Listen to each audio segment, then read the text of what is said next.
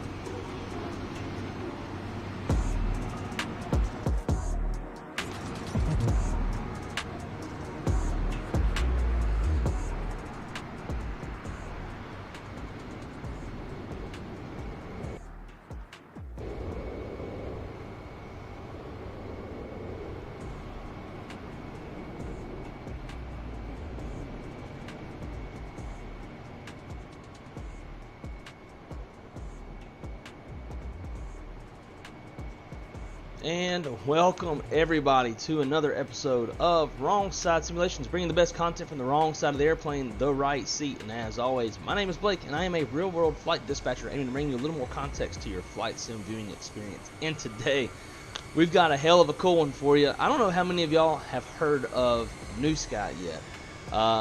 It was first brought to my attention by a viewer in a stream, I want to say a couple weeks ago. And my good buddy Captain Shaquille Oatmeal, I'm sure many of y'all know Mr. Shaq, who I believe is in the chat. He started his own airline through this thing. And yes, we have plenty of virtual airlines out there. In fact, for those of you who've been a part of the channel for a while, know that I also help run a virtual Southwest airline through the VAMSys client. But this is something new and hella cool. It's a lot more in-depth.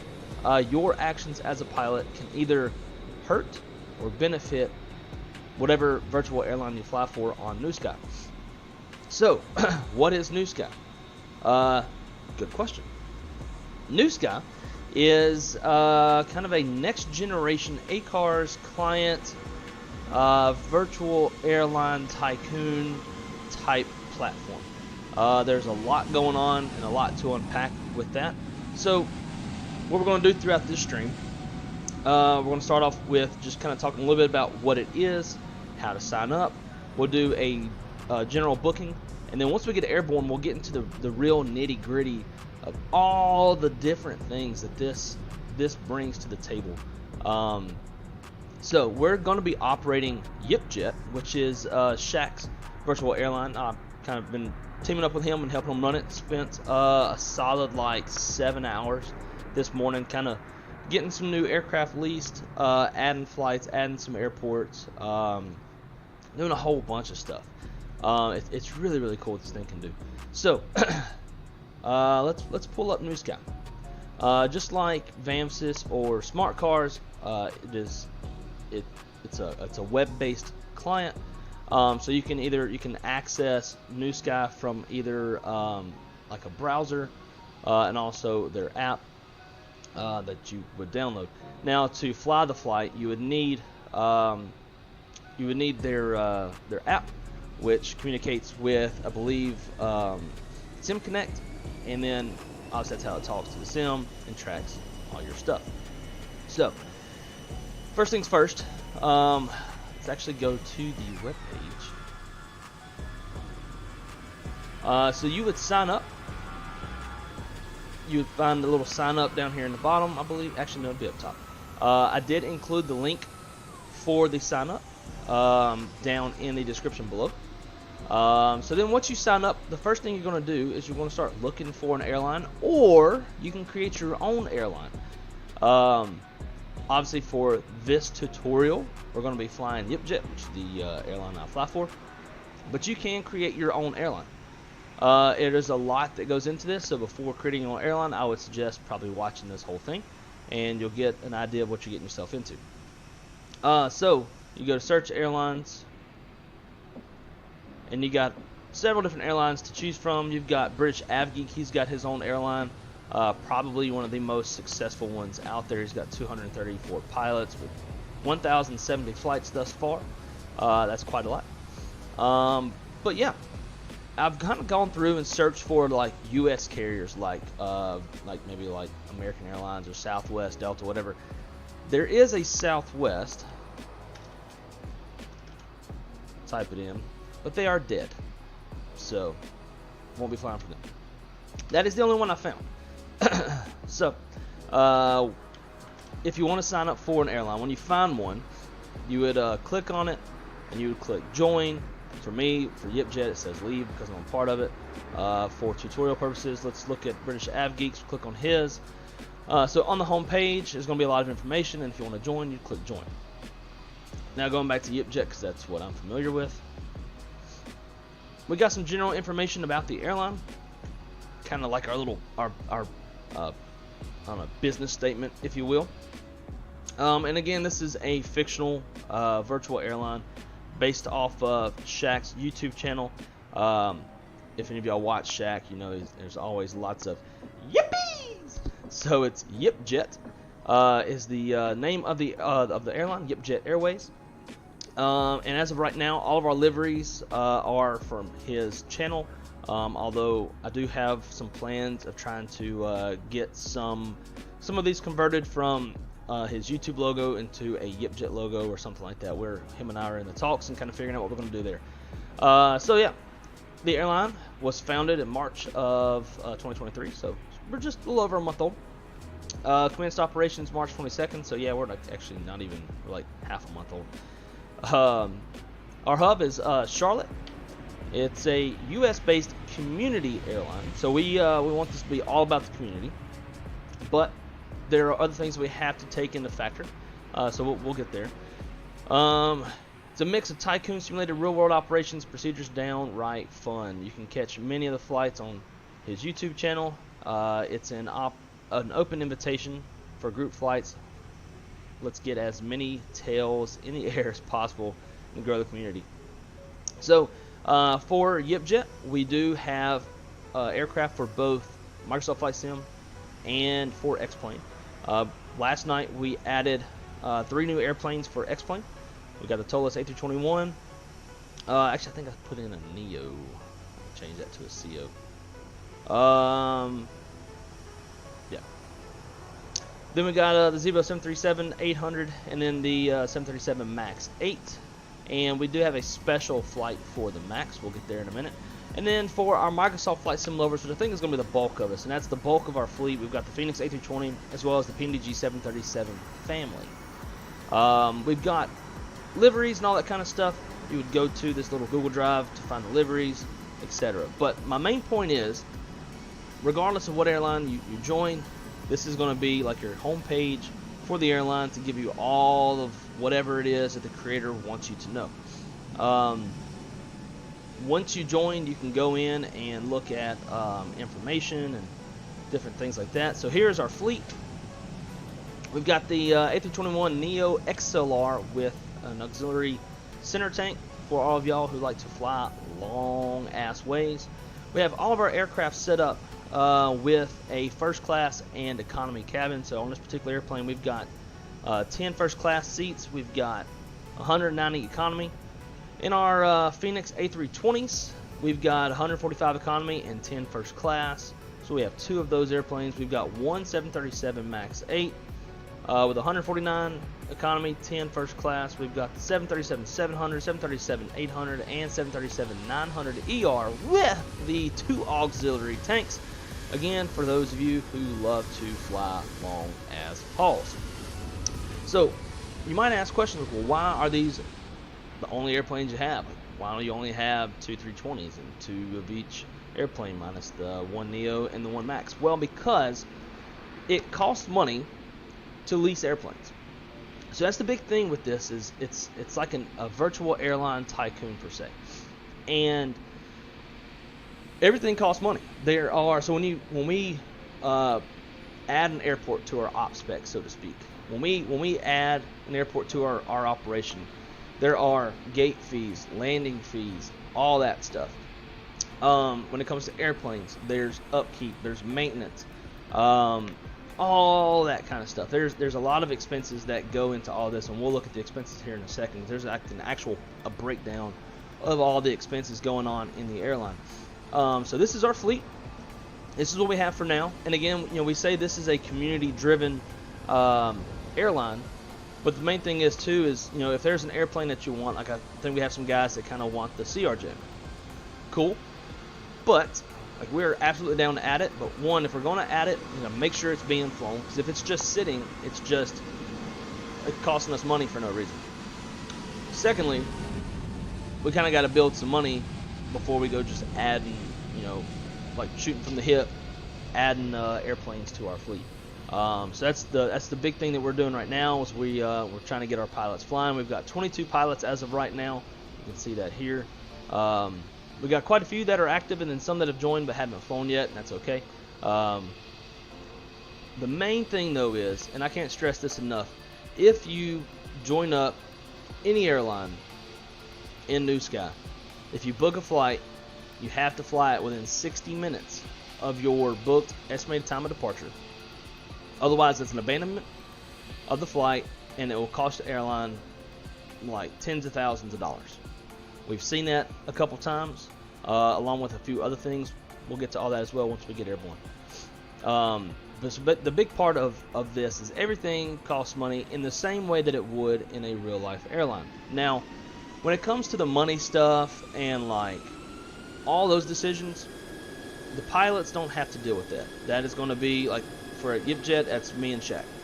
And we're making the decisions on checking the demand between city pairs for because you need passenger demand to make sure that your flight's going to be mostly full, if not full. That is a big factor, and we'll also show that too as we get to the booking process. Yeah, this thing is it's very, very dynamic. It's super cool. We're trying to set this up to where really just the pilots jump in, find a flight that they want to fly, And if an airplane is at that location, then it can go. So that's the other side of this too, is if there's not an airplane there, the flight won't be available to fly. So we kind of rely on each other to be flying these airplanes around, moving them around, getting them in different locations so that we have more options to fly out of. So we're going to go through a quick little booking. We'll book the flight, and then once we get airborne, we're going to get down into the nitty-gritty of everything. So we're going to go back to home, go to book flight. So now you have a couple different options. Charter is coming. But you got free flight. So free flight, you can fly any flight you want. You can fly any airplane that's in the fleet. You can fly any city. It doesn't have to be, if it's a city that we haven't added to our operation, that's okay. Because of free flight, you can fly whatever you want. Now, the caveat to that is there's not nearly as much money to be gained from a free flight compared to a scheduled flight. So scheduled flight, you make a lot more money. So we're going to be flying a scheduled flight today. So scheduled flight, we're going to choose our airline because you can join more than one airline. And then we're in Atlanta. We're going to go down to Miami. The weather is shit down there, so we're going to go fly into the shit weather. And we're going to operate YipJet 607 Atlanta to Miami. So we're going to choose this, and we got a few different details here. So it's obviously got the flight number, the departure station, arrival station. Here we're going to choose our aircraft. There's one aircraft sitting in Atlanta right now. That was one of the things I did this morning. Is after I implemented some new jets, I went and kind of moved them around and set them at different locations. That way it gives our pilots more choices on flying somewhere that they would like to fly. So we're going to operate November 601 SO. SO stands for Shaquille O'Neal. It is the pmdg 737-800 with the CFM engines. Departure time. I like to push the departure time out a bit because if your departure time actually does affect your money and your performance and your pilot rating. So you want to make sure that you're pushing on time. I would suggest for any of you who fly or join any airline with Newsky to aim to push about 10 minutes prior to your departure time. And I say this because when you start pushing, it does not capture your off block time as you push. It's pretty much, from what I can gather, it's a combo of pushing off the gate and starting an engine for it to detect your off block time. And that can take a few minutes, especially if you're using GSX.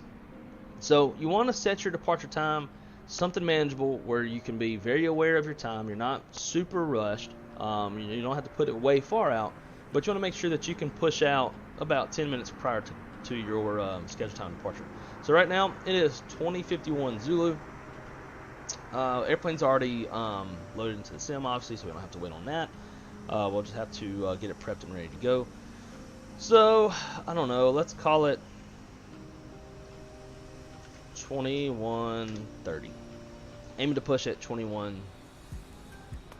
Nah, we don't need that far out. Let's just be safe. We'll call it 25. The duration you cannot change. That is something that myself or Shaq change. And basically the way I figure out the duration is your off block time and your off block to your landing time. So it's basically going to be your taxi out and en route time. So what I've done is I've gone into SimBrief for every flight, and I've planned a 737-800 at CI0 with a 25-minute taxi out and a 15-minute taxi in. Sounds a little bit excessive, but we also want to make this to where you can fly it on VATSIM as well. And if you're flying an event, you might be taking a hot minute to get off the ground. So we want to kind of pad the block a little bit so that y'all can fly VATSIM if you ultimately end up flying with YipJet. So we've got 2 hours and 10 minutes. Won't take nearly that long. It's probably closer to an hour and a half of actual flight time. So we're going to book the flight, and it is now listed in our flights. So from here, we'll actually just move this back up, and then we're gonna bring the ACARS client up itself, and go to my flights, and now we can see it's listed here.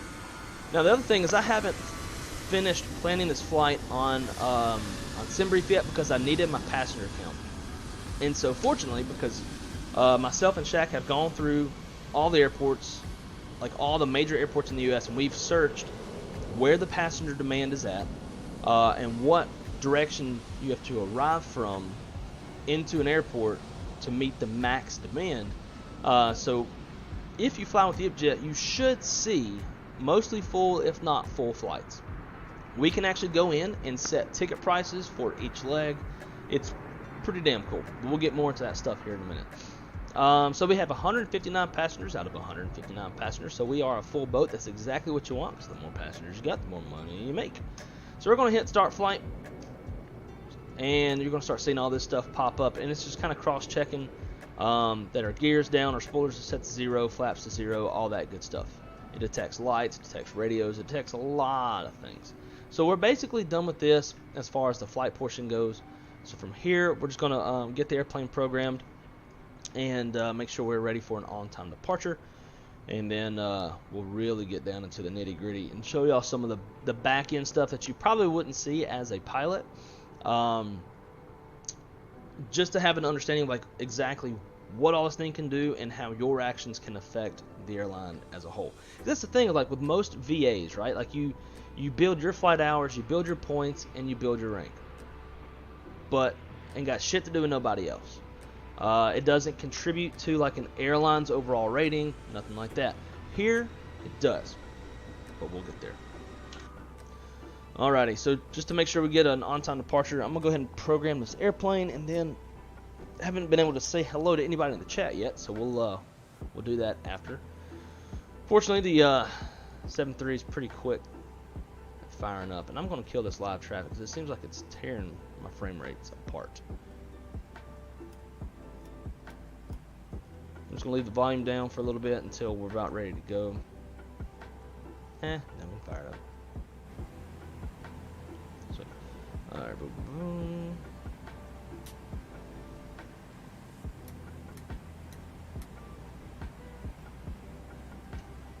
And we're gonna be cruising. Actually, I don't even know what we're cruising yet because I haven't finished planning the flight yet. Now, through Newsky, you can actually have it generate a SimBrief OFP for you. And then we have in our fleet, we have specific SimBrief profiles. Let's see, fleet. So like for this airplane, we are 601. So I went in and I created an airframe with the official PMDG first class, like as in you got first class and economy versus just all economy. Created a specific airframe for the PMDG 737-800 first class, so that if you use the SimBrief functionality within the Newsky client, you'll be using this, and you should have pretty accurate burns, weights, all that good stuff. That way you don't have a mix match. Like I was having issues yesterday, and I was flying the Phoenix 320. The Phoenix carries 162 passengers, but the airplane in here was configured for 180. So right there, we're already like not able to fill the airplane up. It was giving me messages that the airplane was restricted due to max 0 fuel weight, and that was because the airplane can't carry anymore. So I went through the entire fleet and got accurate SimBrief profiles to every individual airplane based off of the weights that the developer set for this specific airplane. So that's pretty cool. Alrighty, so we've already got our flight details in there. We are going to carry an alternate of Tampa because the weather sucks in Miami. Right now it is low IFR, 2,000 foot ceilings, 1 mile visibility. Yummy. Heavy rain, thunderstorms, mist. I bet if we go to flight radar right now and look, you'll see plenty of holding in South Florida. But yeah, so there's nasty weather down there. You can turn this on and you'll be able to see it. So, and that's the whole reason we're going to fly in there. Also, when you land in shit weather, you get like I don't know how to word it. A good landing goes further, I guess you could say, something like that. Anyways, we're gonna fly our default cost index of CI21. We got 20 minutes contingency fuel, another 10 minutes below the line, so a total of 30 minutes. And we have 159 passengers. We're gonna throw that in there, and we're gonna generate.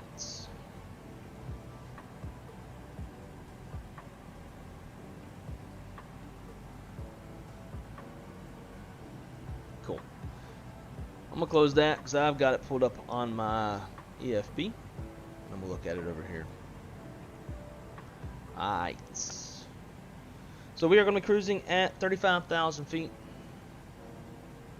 So get that set there.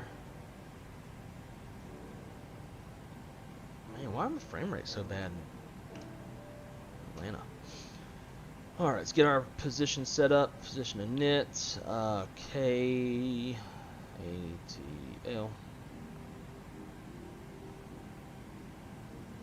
Oh my god. Super annoying. Atlanta heading down to Miami. And actually, before we even do this, let's get packs rolling. Give us a little more ambient sounds.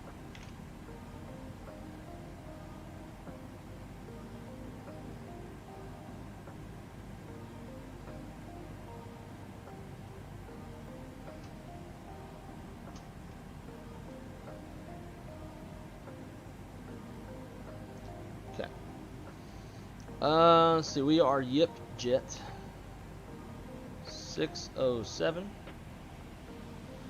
Departing off runway 9 left. On the Varsity 3 Noki transition.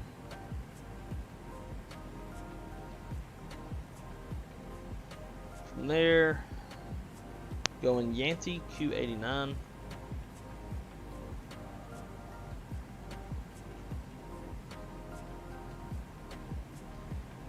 Premise.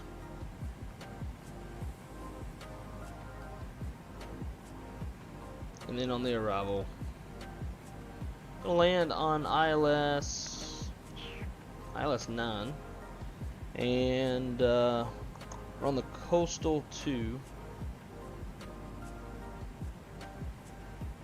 Debril transition. Throw a leg in there, legs. Look for discons. Looks good. We'll activate, execute, climb 350.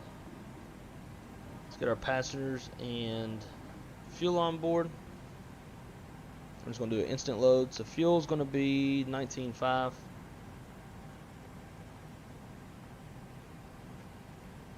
And then payload is 0 fuel weight 132.1.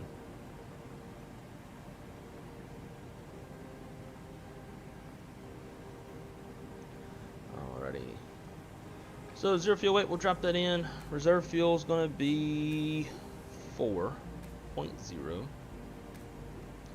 Cost index 21. Top climb winds 243 at 38.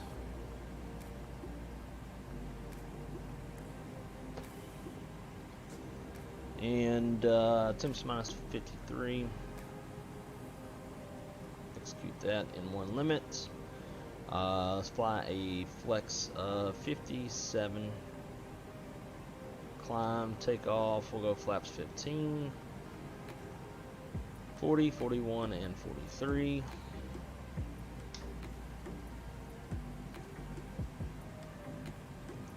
Runway heading is...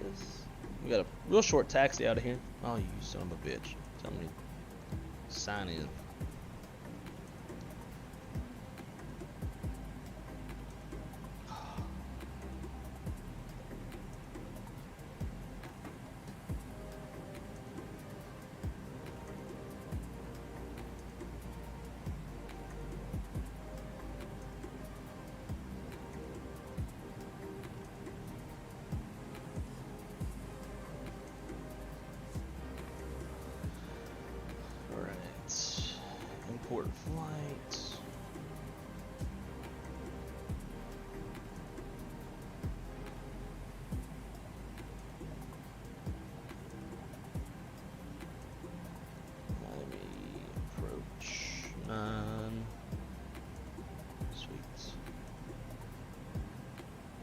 So runway headings will be 183.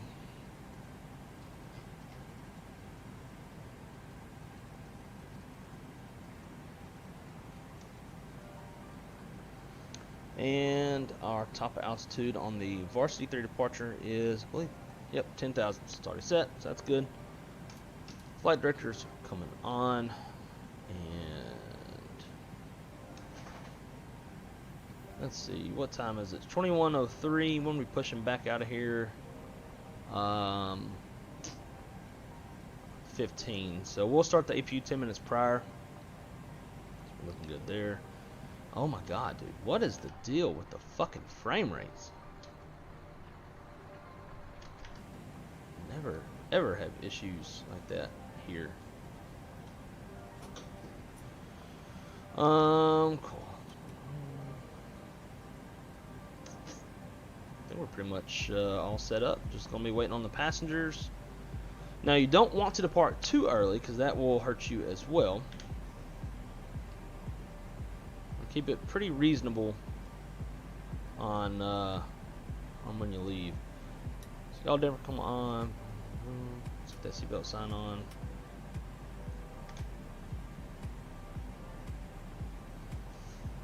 And elevation on the touchdown zone, 8 feet. So we'll dial that back down. Cool. Now we've got a few minutes to actually talk to the chat.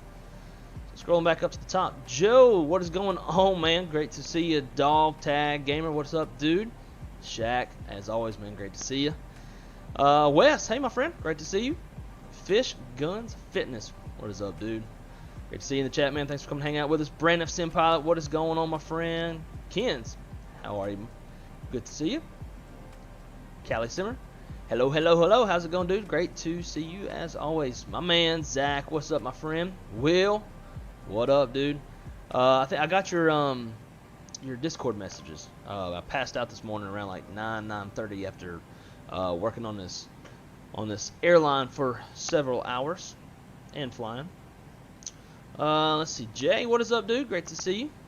Jay is a part of the YipJet family. Made us a nice whopping $16,000 on his flight from, I think, Charlotte to DC last night. So Jay, thank you for helping dig us out of the negatives. So once we get in route, we are actually going to talk about like the expenses and the balance and like all this stuff. It's going to be pretty crazy what this thing can do. D-Champ, what's up, my friend? Great to see you as always. AJJ, what to do?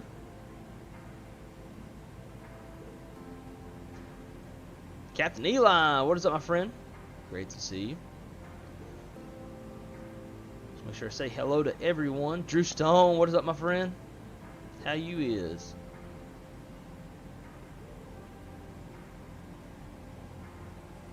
Av Geek, what's up, dude? Great to see you. Cap Nate, what it do, man? Welcome, welcome, welcome. Let's see. By the way, the title says, oh yeah. So I like put the airplane in Charlotte. And then I went to just double check and make sure there was a flight to book in YipJet, and there was no airplane in Charlotte.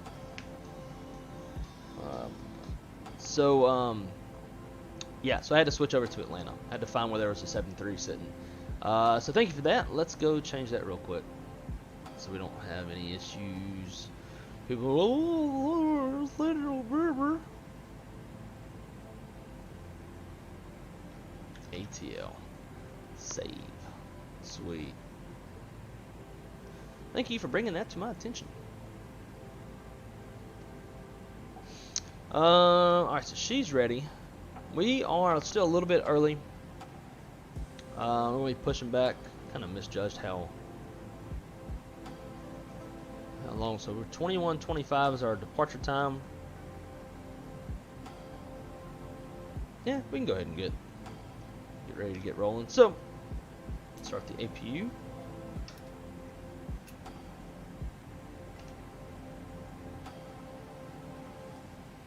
And let's go doors and shut the cargo doors. Oh man. Jack Kid, what is up, dude? Great to see you, man. How are you? You still in the States? Andy Ivy, good afternoon to you as well. Thanks for coming to hang out with us. I think y'all are really going to be impressed with Newsky once we get airborne. We're going to really deep dive the back inner workings of this thing. Stuff like some of the stuff that you wouldn't really see from a pilot's perspective, but I want y'all to have an idea of like what this thing can do. Dustin, great to see you, dude. Miami is ground stop. Shit, I don't doubt it. In fact, let's pull up flight radar. I had to actually work a dispatch desk the other night, and Miami and Lauderdale were holding whenever I took over the desk. I had an aircraft holding.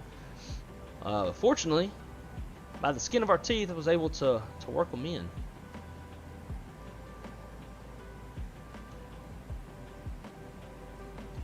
I'll get rid of this Toulouse filter. Had a delivery flight this morning. Come from Toulouse. All right, so let's throw in Lauderdale and Miami. See how much holding we see. You can already see some of it. Got Lot out there starting his laps. American London Heathrow to Miami. He's starting his laps. Qatar, he's been flying. He looks like he just flew his first lap.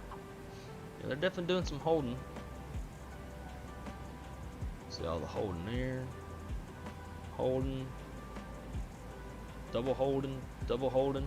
That's the worst too. You finally get cleared in and you're like, yes, and then he gets assigned holding again. Oh, it looks like Spirit 1315 is getting cleared in. But you'd be surprised. I even use this when I'm at work, just because the ADSB data feed is a lot faster than the source that I have at work. It doesn't update as quick. So it just kind of helps to see what they're actually doing, where their nose is actually pointing. So that's what we're about to be flying into. So that's fun. So if we were ground stopped in the sim, we wouldn't be going anywhere. We'd have to wait for the ground stop to lift, and air traffic control would have to come up with a more than likely come up with a ground delay program to sequence arrivals to avoid any saturating the volume too much, and we wouldn't be going anywhere. But we are. Cool. So APU is on the bus. Let's close the main cabin door. Ground sources. We'll release this stuff. So we want to push at 21:15. So we've got about 5 minutes. Take our time here. We'll go ahead and remove the chalks as well. So not to worry about any of that. Our doors are closed. Doors are closed.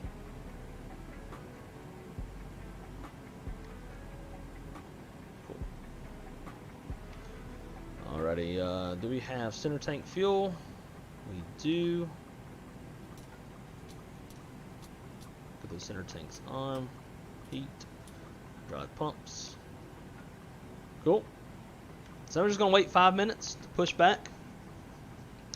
Just to make sure we don't have too early of a departure. Because again, guys, when it comes to Newsky, it captures your off block. So like your out of gate time, as a combo of being pushed back and an engine started.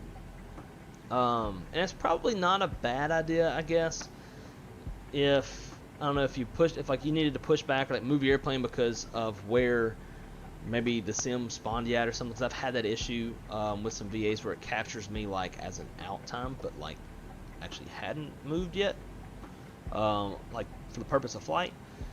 So the combination of pushing and an engine start is probably not a bad idea. Chase, great to see you, my friend. As to the training department are starting to wake up, be watching. Just got back from Guayaquil and back. Jesus, man, it's crazy how much you go back and forth. Oh, Andy, yeah, I know. I saw that this morning. We got 666 subscribers. So somebody subscribe to get us out of that, because if we don't, we'll probably crash on landing. And then if we do, I will cost the airline hundreds of thousands of dollars. We definitely don't want that. Do not want that. But guys, I am so grateful for y'all to coming to hang out with me today. Hope y'all are interested in this new Newsky deal. So again, guys, if this does end up being something that you'd be interested in, please absolutely consider flying with us here at YipJet. Our 3-letter call sign is Yankee Papa Echo YPE.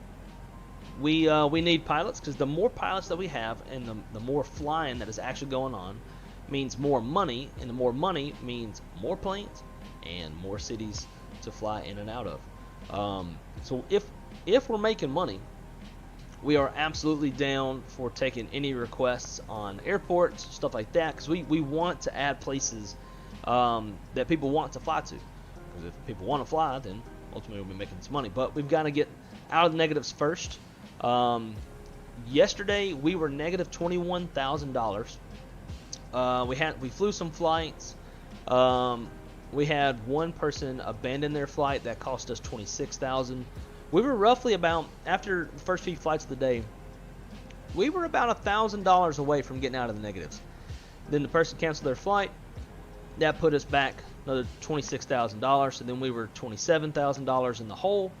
Then Jay flew a flight that made 16 grand, which I was incredibly surprised that it made that much money on that short of a flight. It was Charlotte to DC. So he made us a nice chunk of change. That kind of helped dig us out a bit. I flew Charlotte to Vegas. That got us about $23,000, I believe it was. And then Shaq just flew Charlotte to LA. So Shaq, if you're still listening, if you're not mowing yet, let us know how. Actually, I can look at it myself. We'll look and see how much money he made, and then we're gonna push back. So let's see. Now there's a lot of things I'll be able to look at that regular pilots want, because I'm a manager within the airline. So looking at flights, looks like his flight hasn't. Oh wait, stand by. All right, so his flight closed, and he made, hell yeah, he made $26,784. Now, when it comes to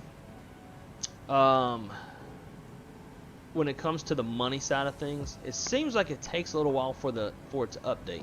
It's not showing any data yet for the 12th. Today's the 12th, showing everything as zero. Yesterday, though, our balance was negative $21,318, and with some simple math, could probably go figure out where we're at roughly. Now, since yesterday, we've added 2 airplanes and I don't know, like 4 or 5 cities, which do also increase expenses. As you can see right here, this is all of our expenses. We're going to cover this once we get airborne, and we have our this little line indicates our balance. So we're going to go through all of that once we get going. But let's go ahead and push back. Make sure we get that on-time departure. Listening and mowing. There you go. Alrighty. And so, guys, if you are liking the content, please, very much ask of you to smash the like button.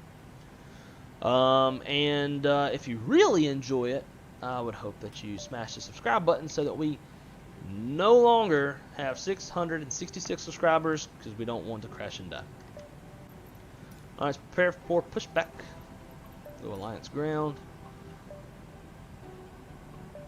And we'll address our passengers real quick.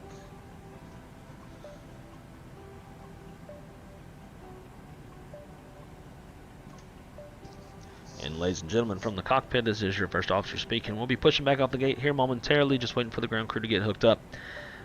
Today's flight from Atlanta to Miami, looking at 1 hour, 32 minutes from wheels up to wheels down.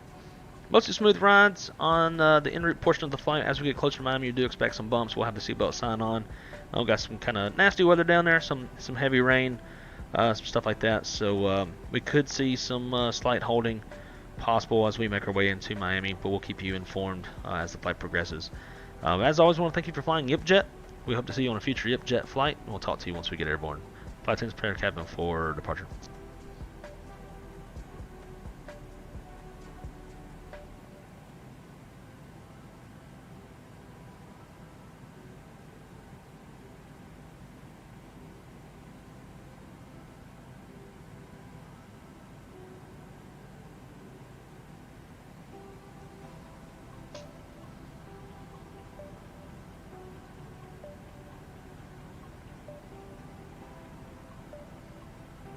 Kieran, what is up, dude? Great to see you, man. How are you? Out of step, what is up, man? really got to like figure out more more greetings. There's so many people in the chat, you run out of like ways to greet folks. All right, we're gonna go nose right.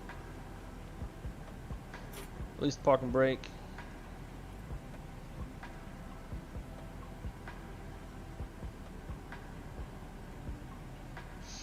Alrighty, so we are rolling.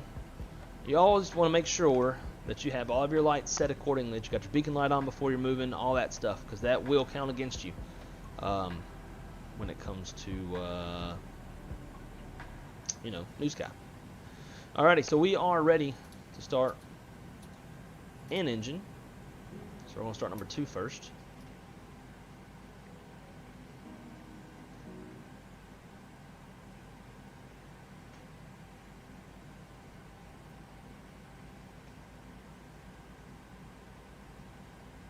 And how are the sim sounds, guys? Do I need to turn the sim up? Y'all let me know what I need to do. This is a little bit different of a sim as far as, of a stream as far as sounds go.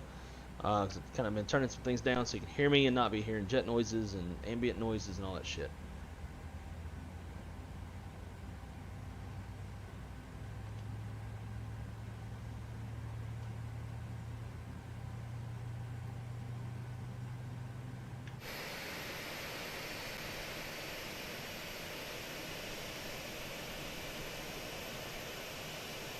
So we are flying the Captain Shaquille Oatmeal YouTube channel branded livery,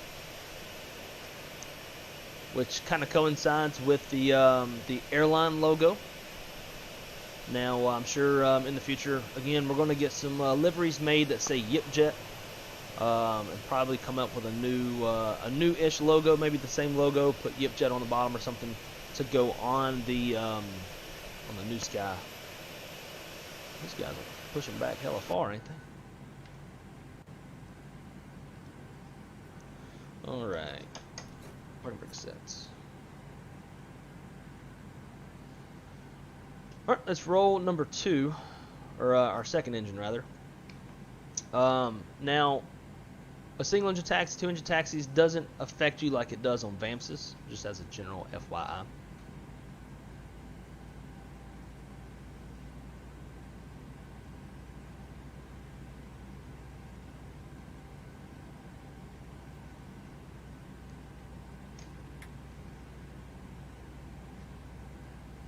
Get out of Atlanta, man. The frames are terrible here.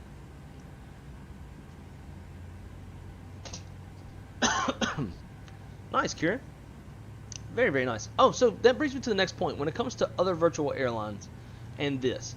So this cannot tell the difference of whether or not you're flying, like if we're flying a Southwest 7.3 right now or a Delta 7.3 or whatever. So what's really cool is you can actually fly Newsky parallel to any other virtual airline.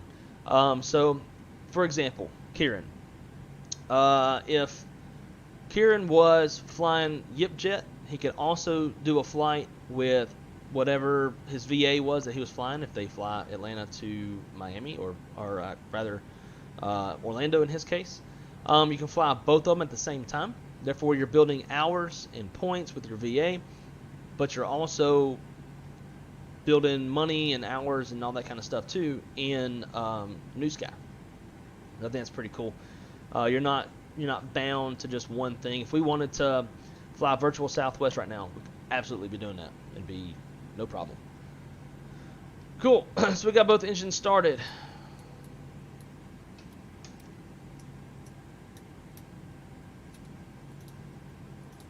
I don't know why I shut all 4 of those off. Oh well. And we're going to go flaps 15 sets. Brakes released, and let's go. Got the taxi light on. Because it does look for stuff like that. We're going to get the hell on out of here. Dude, I just don't know why.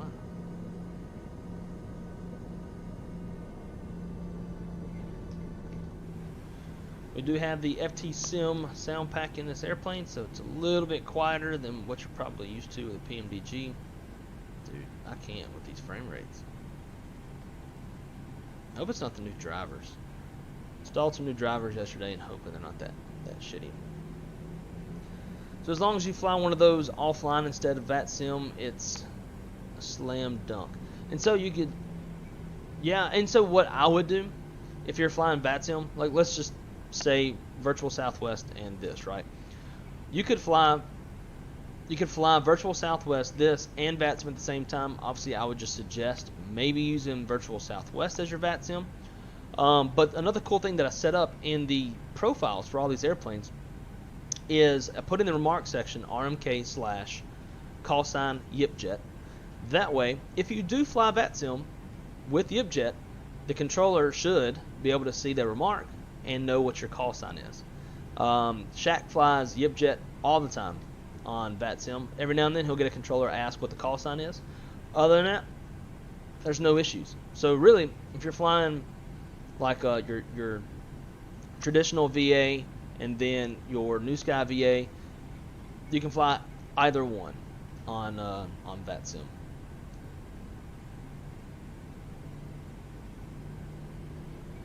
So as we have pushed and taxiing and all that kind of stuff, the client is detecting everything. So it's lights changed, flaps changed, engine change. Like it's detecting everything. Off block time record. I like to keep that minimized because it distracts the shit out of me. You'll see it like there's a position update like every few seconds and it'll like move and I see it out quarter mile and I get distracted. Flamalotto, what's up, man? How are you? Great to see you. Thanks for coming to hang out with us. Guys, again, please smash the like button. It's not very often. I've got 27 viewers, which kind of sounds sad, but I don't give a shit. I think it's cool. We got 27 viewers and 17 likes. It would do the channel a hell of a lot of help.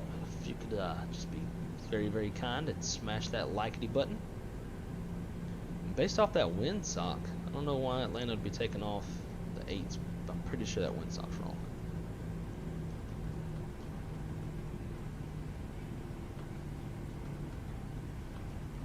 Not wasting any time getting out of here. Some of these, I think some of this, like the terrain's a little messed up, because I had to get rid of a couple of the world updates for the Imagine Sim scenery to stop getting all janky and showing double textures and stuff.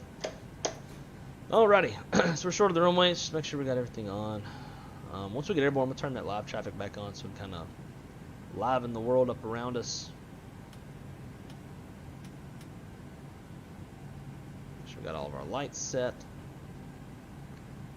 We look good. Now, this thing is reading all sorts of stuff.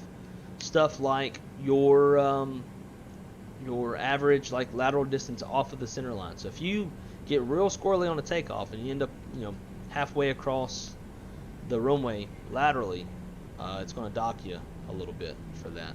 Same thing on landing. It knows exactly where the touchdown zone is.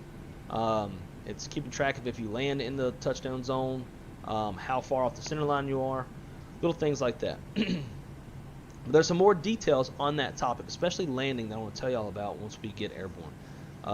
Things that can cost your airline a shit ton of money. But let's get airborne first, and then we'll talk some more about it. Make sure we get that on-time arrival. Alrighty, there's 50. Toga.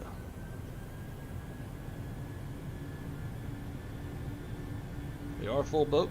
A little bit heavy, not super heavy.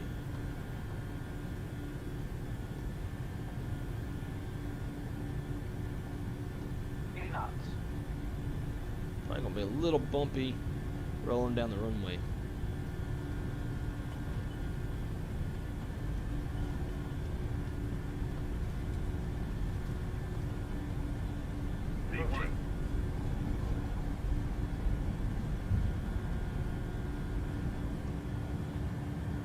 Positive rate of climb. And gear up.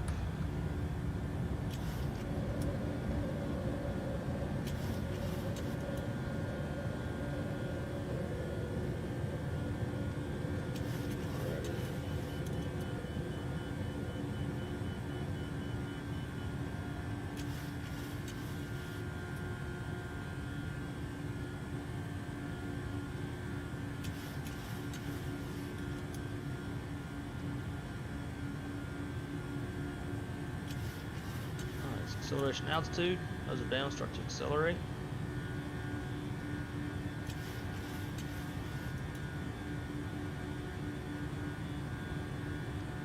There's flight 5.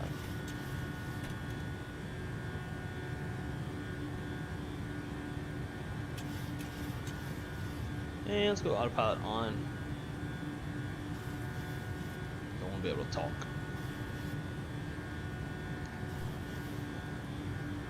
Flaps 1.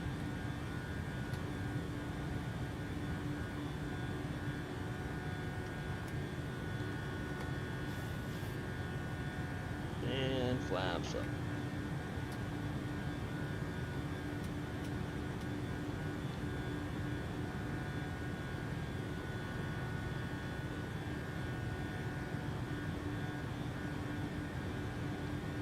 Okay, so we've talked about the general idea of what Newsky is, and again, for anybody who wasn't with us earlier, Newsky is it's like a virtual airline tycoon. You can create your own virtual airline. You can join other airlines. Everything costs money, and you need pilots to fly and make you money. There is like passenger demand that it simulates, maintenance fees, and we're talking even maintenance fees like if you tail strike on takeoff, huge maintenance fee, stuff like that, gate fees, landing fees, baggage handling fees, like all sorts of just stuff. So it's like a virtual airline tycoon.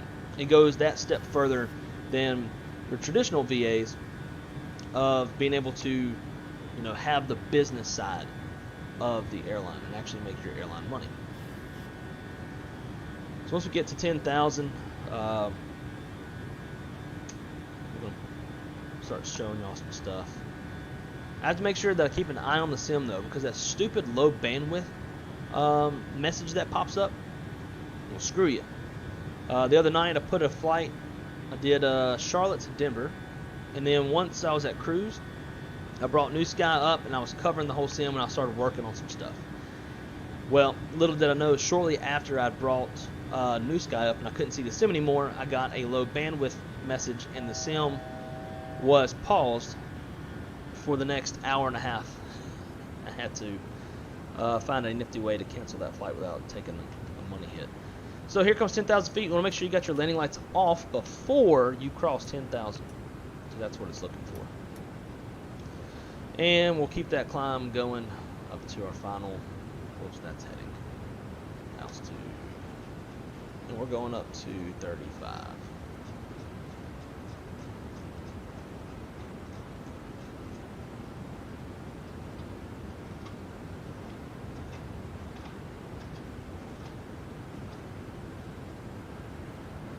Bam.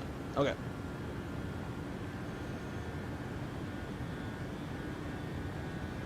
Only other thing we gotta do now is hit standard at 18,000 feet, and we are ready.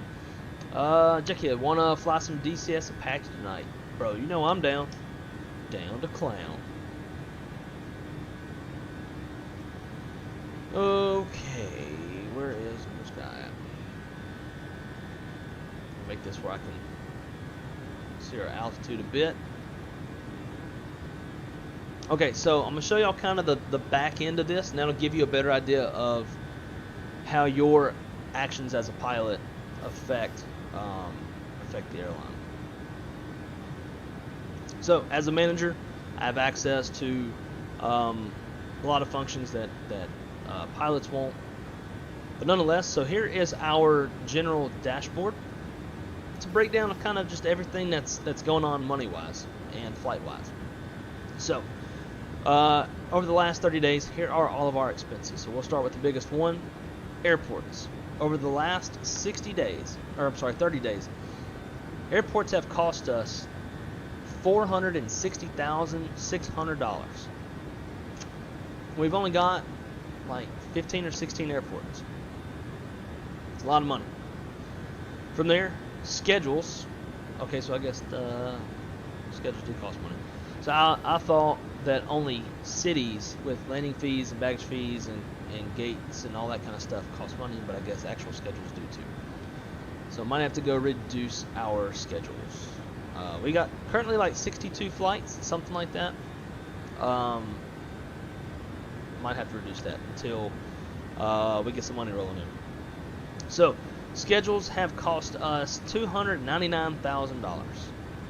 Handling fees, $147,146. Penalties, and this is a big one, and this is where pilot actions really come into play. We've taken $202,932 in pilot penalties. More on that in a minute. Fuel is a big one. Fuel, we have spent $136,734. So on this flight, I'm carrying an alternate because the weather sucks, and per FAA FARs, or FARs, not just FAA, but FARs, I would be required to carry an alternate. I mean, they got thunderstorms, so like not safe, so we're carrying an alternate. But an alternate means fuel. So if any of you ever fly for any VA on Newsky, only take an alternate when you need it. Alternate means added gas means added expenses. So for this flight, we have Tampa. It's a little bit of a, actually no, we got, or I think Orlando. It's a little bit of a distant alternate, but it's solid. And pretty much everything in South Florida sucks. If we needed to, we could probably switch it to Fort Myers. Probably should have put Fort Myers at first. And then I'm also carrying 30 minutes of gas because there's also stable approach criteria within Newsky, and if I exceed the stable approach criteria, I need to go around. So with the weather and the winds and all that kind of stuff, definitely wanted to carry some extra gas. So we've got Orlando and 30 minutes of extra fuel, but that's costing the airline money. So carry what you need. Fleet. So our fleet itself, just leasing the airplanes, have cost us $260,772. So these are all of our expenses as of yesterday. I am fucking terrified to know what all the new routes that I added are going to cost. I think as of yesterday, we had like, I don't know, 15, 16 flights, something like that. Now we've got 62. So this number for schedules is probably going to skyrocket. Right, so then down here we've got our balance. So this line indicates where our balance is in comparison to all of our expenses. So on the 24th was a terrible, terrible day. Made $45,000 in revenue, lost $15,000 in fuel. Fleet cost us $30,000. Airports was $17,000. Schedules $8,000. Handling fees $9,000. And here's the big one: penalties, $197,932. Now I'm not going to go pull up the PIREPs because I don't want to show names, stuff like that. But a particular pilot that day, actually that was, I think we had two bad instances that day. Blue Games, what's up, dude? Great to see you, man. Welcome. Yeah, dude, you should probably build your own VA because it's pretty cool what you can do. You can build your empire, my friend. So on this particular day, we had one pilot who unknowingly, and we all actually know this guy. He is actually in the chat. He landed not once, but twice over max landing weight. Came in to land, touchdown, bounced, so went around, came around, landed again. It equated to 2 overweight landings. One overweight landing is heavy on maintenance fees, so that costs a lot of money in maintenance. Then we had another pilot going into South Florida, landed short, touchdown on the displaced threshold, and was also wide left on the runway. So that costs some penalties and money, as well as when they were taken off, they had a tail strike, so that cost money. I believe that person's one flight cost like $130 something thousand. So those hurt. Those just dig you into a hole as an airline that don't want to happen, but obviously in real life it happens. You know, sometimes airplanes get like their wingtips hit a light pole and like dumb stuff like that. So those kind of things happen, and that's another reason too. Like we want to slow our expenses down as best as we can. We wanted to create a good enough route network that had a lot of passenger demand. We did that. It's going to cost us initially, but the more pilots we can get flying, the more money we'll make, and then the more we'll start digging ourselves out of the inevitable hole. And the goal is we want to kind of stack up some money so that when people do mess up, we can absorb it a little bit better and not just put us right back in the hole. So that day was bad. We see other instances as well where pilots abandon their flights. And so a flight abandonment is when you book your flight. Let's say like for us, we booked our flight to depart at 21:25 Zulu. You have 60 minutes from the time that you book, like from your ETD or your scheduled time of departure, to start your flight. And if you don't, it's an abandonment.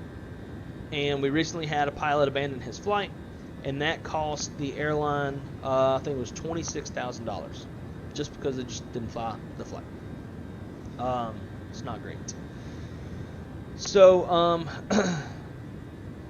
that's where a pilot's actions can hurt the airline. If you're tail striking, you're landing short, you're running off the runway, you're landing overweight, you're taking off overweight, you're abandoning flights, you're increasing your sim rate, that's cheating, and it will not give any money, or it'll zero everything out for those. What else have we seen?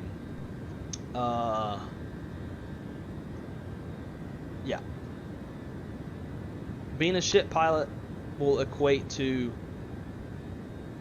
shit earnings for the airline. So I'm trying to cover all this stuff, and I want to get to some of the questions as well. Is there a minimal amount of PIREPs? No minimum. In fact, before we even go any further, let's do this. Let's go to info, homepage. So I'm gonna read this to y'all. This should answer a lot of your questions. As a new small airline, this is where the tycoon style comes into play. Start small, gain pilots who love to fly in all types of conditions, make friends and have fun. We also a style of flight for all pilots using the latest and great high fidelity airplanes in Microsoft Flight Sim and X-Plane. For pilots who do like the real ops aspect of Flight Sim, we have a flight schedule for you, checklist, SOPs for pilots with relaxed take on the flying no worry. I am terrible at reading. For pilots with a relaxed take on the flying with no worries. Fly a free flight anywhere using fleet and SOPs for YipJet. The world is your playground, and let YipJet take you there. At the airline's disposal, we have access to many real-world aviation professionals, ranging from ramp workers, flight attendants, pilots, dispatchers, and ATC. So any question you have, we can provide you industry standard answers. We utilize all of Newsky's capabilities and features with that. Features. I'm about to go rewrite some of this. Features with schedules will change. Oh my God, y'all can go read this shit. Basically, there's no minimums of anything. No min PIREPs, no minimum experience, no minimum pilot rating, none of that. Join, fly when you can. Just don't abandon flights. That's all we ask. Fly when you can. You don't have to do one PIREP a month. None of that shit.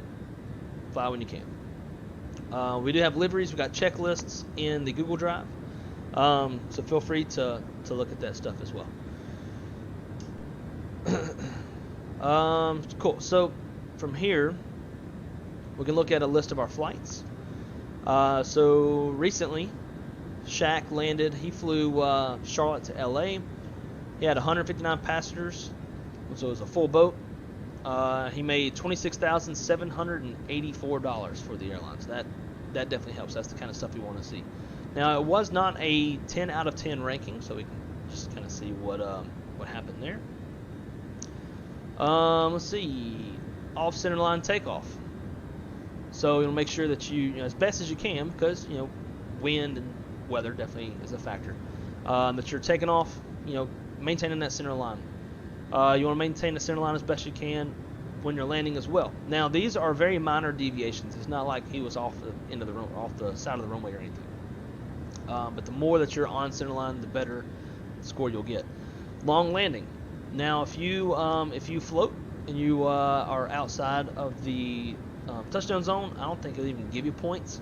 As long as you're within the touchdown zone, it will. And it even shows, it'll outline, I believe it outlines, let's see, click on this, yeah, no. Oh, actually it does. It's kind of hard to see. It's got this faint white line. So it knows where the runway is, where the threshold is. It can tell this little bit of this blast pad. It can tell this versus the runway. So it's measuring from the threshold down to, or is it doing the whole runway? Yeah, so it shows the whole runway. But it knows, it's measuring from the end of the threshold. I thought it was doing like the whole touchdown zone. But basically, you obviously you want to aim at the touchdown spot. And you got your touchdown zone. It starts down here, all the way down to, man, this is a terrible satellite image. The last, you know, little bars. But the longer you land, the more it takes away from you. He landed just down here, which is really not bad. You got the touchdown spot, like the point that you're aiming for here. First set of bars, second set of bars. So you're just right on the third set of bars. It's not terrible. Also, this is going to judge based off of G-force more than it does feet per minute. So this was a 331 feet per minute touchdown, but it's looking at the G-force and not the feet per minute. So that will actually help a lot of us out. Then you got altimeter incorrect on landing. So it is looking for, it gives a 1 millibar grace, whether it's plus or minus 1. It gives you that 1 millibar grace, but it needs to be pretty much on target for your altimeter setting when landing. So docking for that, as well as no strobe lights for 321s. What does that even mean? No strobe lights for 231s when required. What's a 231? That doesn't make sense. I have no idea what that is. Maybe you should have been docked for it. I don't know. But the other thing that's looking at too is it's looking at your departure time. It's looking at your arrival time. So he had a scheduled departure time of 16:20. He was out at 16:06. Scheduled arrival time at 21:10. He arrived at 20:20 Zulu. So on time is an early arrival. No delay. So that's always good. When you have a delay, it's going to dock you. Shows us how many passengers he took, how much cargo he took, what his expenses were on this flight, which was $24,000. Revenue was $51,000, so that turned a profit of $26,700. So as you can see, the better you fly, the more money you make, and the more you help your airline and help those around you. So again, the more money you make, the more airplanes we get, the more routes we get, more cities that we fly into, all that stuff. But yeah, so we got, you see our whole list of completed flights. Here's the one that was abandoned yesterday. It was canceled, which led to $26,000 in costs. We got one right here that was a cheat. So that's $0. This one was mine. This was my very first flight I ever did. It was a free flight. It was not a scheduled flight, so lessens the impact. Scheduled out time was 05:15. I was out at 5:09, so that's good. Scheduled time of arrival 6:35, but I landed at 6:40. Some of that is because of the calculated duration. I went with whatever Newsky said, and it was way tight. Yeah, I flew the Phoenix 320. Flew an hour 21 minutes. Took a 6-minute delay. Tells you how much fuel you burned. I think I can change some of this stuff Or just had to uninstall and reinstall this deal. But I had a late landing configuration below SOP, which was 1,000 feet. So you need to be fully configured and stable by 1,000 feet off the ground. Okay. On top of that, stable approach criteria is not based off of Newsky. Is not exceeding 1,500 feet per minute once you're below 1,000 feet. If you exceed 1,500 feet per minute, below 1,000 feet, you need to go around. If you land after you were unstable, it's going to dock you. In this instance, I was having a weird issue with the Phoenix. On approach, I put it into managed speed. For some reason, the engines kept spoiling up and trying to speed the airplane up. So because of that, I had to put it into selected speed, slow the airplane down to get within flap speed limits and lower my flaps. And that was why I have this late landing configuration. On the touchdown, had a great touchdown of 1.23 Gs. Good distance from the threshold, all that stuff, so I didn't get docked anything here. Max interline deviation was 2.5. Average deviation was less than 1 meter, so it's not bad at all. But it just so happened that with this flight, the expenses were $14,200. We only made $13,200, so we lost $988 on this flight, even though we had a full boat. So that kind of sucks. What else? Infos, all the stuff we put that y'all see whenever you're joining up on YipJet. So awards, we have actually, well, shit, I guess somebody completed this one. So we have some award flights going on. One of which, the X-plane delivery flight. This was for to have somebody deliver the very first 737 MAX 8 from Boeing Field down to Charlotte. It looks like somebody completed that this morning. So that's really cool. I created one last night as well, the Mexican Tequila Run. Mexico City and Cancun are in dire need of a special shipment of some high-dollar tequila. Please deliver shipment to Código 1530 Anejo Tequila, but feel free to keep a bottle for yourself. It's like a $160 bottle of tequila. It's George Strait's brand, if y'all didn't know. After dropping off all the good stuff, bring the aircraft back to Miami and return to service. Also, Customs will be inspecting the aircraft. Better not try and smuggle nothing in. So it's a 3-flight tequila run. LA to Mexico City, Mexico City, Cancun, Cancun to Miami. So if any of y'all want to take that on, go for it. We got all of our pilots. Currently, we are at 23 pilots, and we are hiring. So feel free to join up.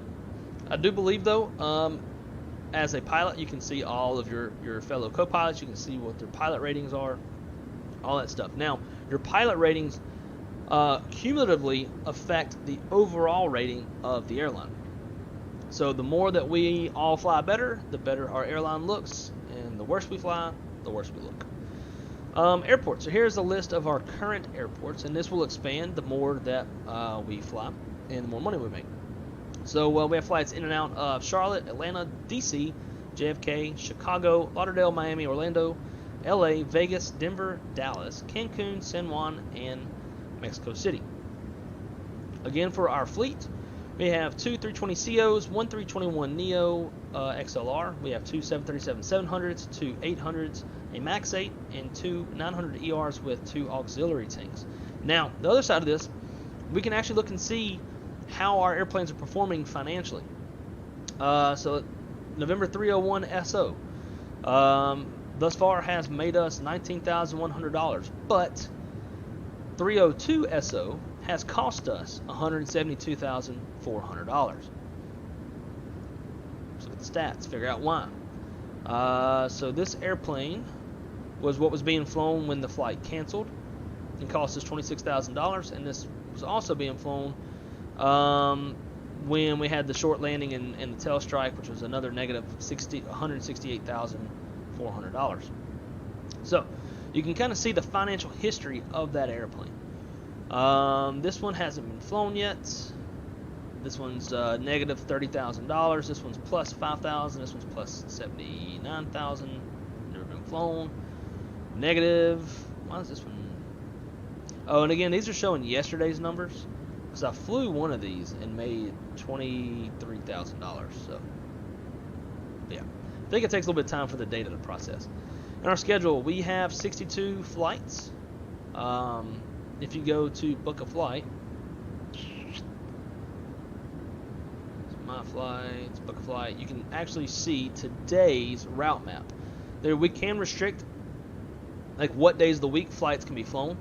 We currently have it set for all days of the week, but if the costs get out of hand, we might have to start changing some of that. Maybe doing like DC to JFK, like do that Monday through Friday.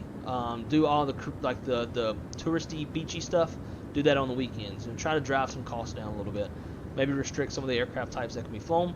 I have restricted some of the types on the short legs, like you can't fly 321neo or 73 Max or 737-900ER on these really short hops like Atlanta to Charlotte, and, stuff like that.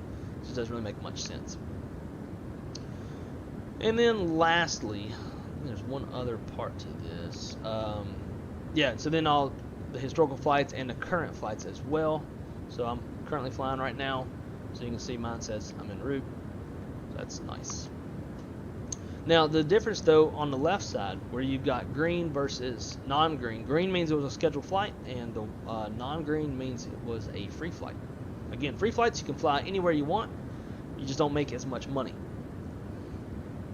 Now, when it comes to booking a flight, you want to do, you shouldn't have to. We've kind of done most of it, if not all of it. But if you're doing a free flight, you'll definitely have to do this. But when booking a flight,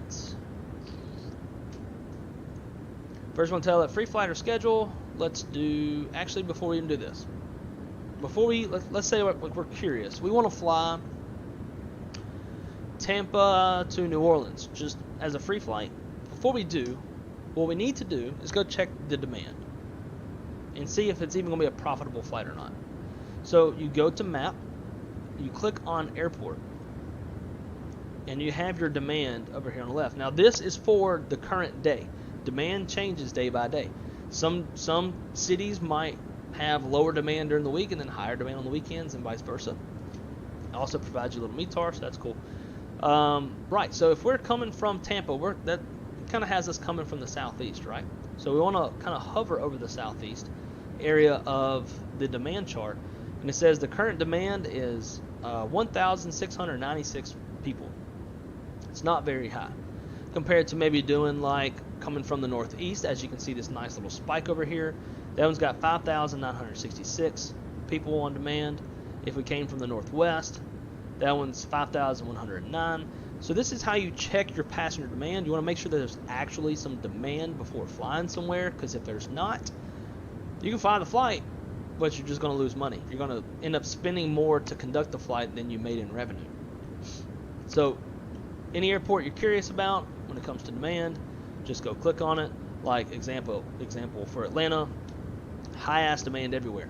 Coming from the southeast, you got 17,500 people. Northeast, you got 22,800 people. Coming from the west, 17,600. So you just kind of go and check. You don't want to get so fixated on like how much color there is, because the diagram itself changes. Like you got, this says 30,000, 20,000, 10,000. If we go back to New Orleans, click on the little diagram now, it says 8642.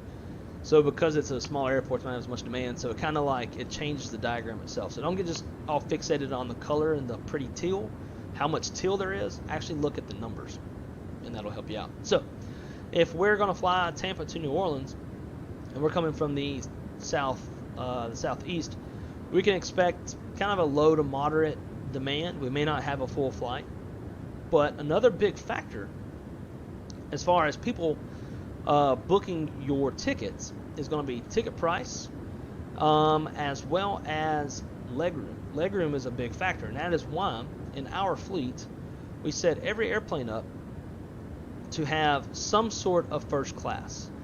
So if we're going to fly the 737-700, because it's a shorter flight, there's not a very high demand, you don't want to take your big ass like 737-900ER with 2 auxiliary tanks from Tampa to New Orleans when it's probably not going to be full. So you'd want to choose a smaller airplane if there's one available. Now there has to be, if you're flying a scheduled flight, there has to be an airplane available at that departure airport. If not, you won't be able to fly it. If it's a free flight, you can do whatever the hell you want. It's you can select any airplane, any city pair, whatever you want to do. Right. So on the 700s, we've got 6 first class seats. So we want some sort of first class in all of our airplanes to attract people to come fly us, because having more legroom is like a considered factor with Newsky. It definitely affects your the people who book your shit. Now for each individual city, airports, we can actually change the ticket prices based off percentage a fair amount. So for like our more vacation destinations, minus like Vegas and Orlando, I've changed the ticket prices a little bit to 110%. It was, everything else is set to 100. I set these to 110%, and we'll kind of see how they perform as they're being flown. I don't think they'll be flown as much as most, but yeah, you can go and change your ticket prices for each destination. Pretty cool. What else? I think that's the main stuff. So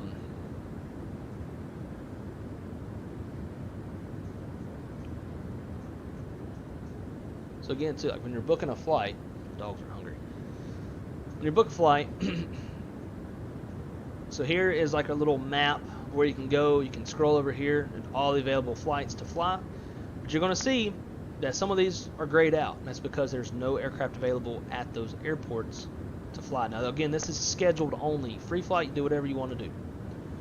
But again, you don't make as much money in a free flight. This current flight, Atlanta-Miami, says booked by wrong side sim, so you can't fly this one because I'm flying it. But any of these other ones, you can.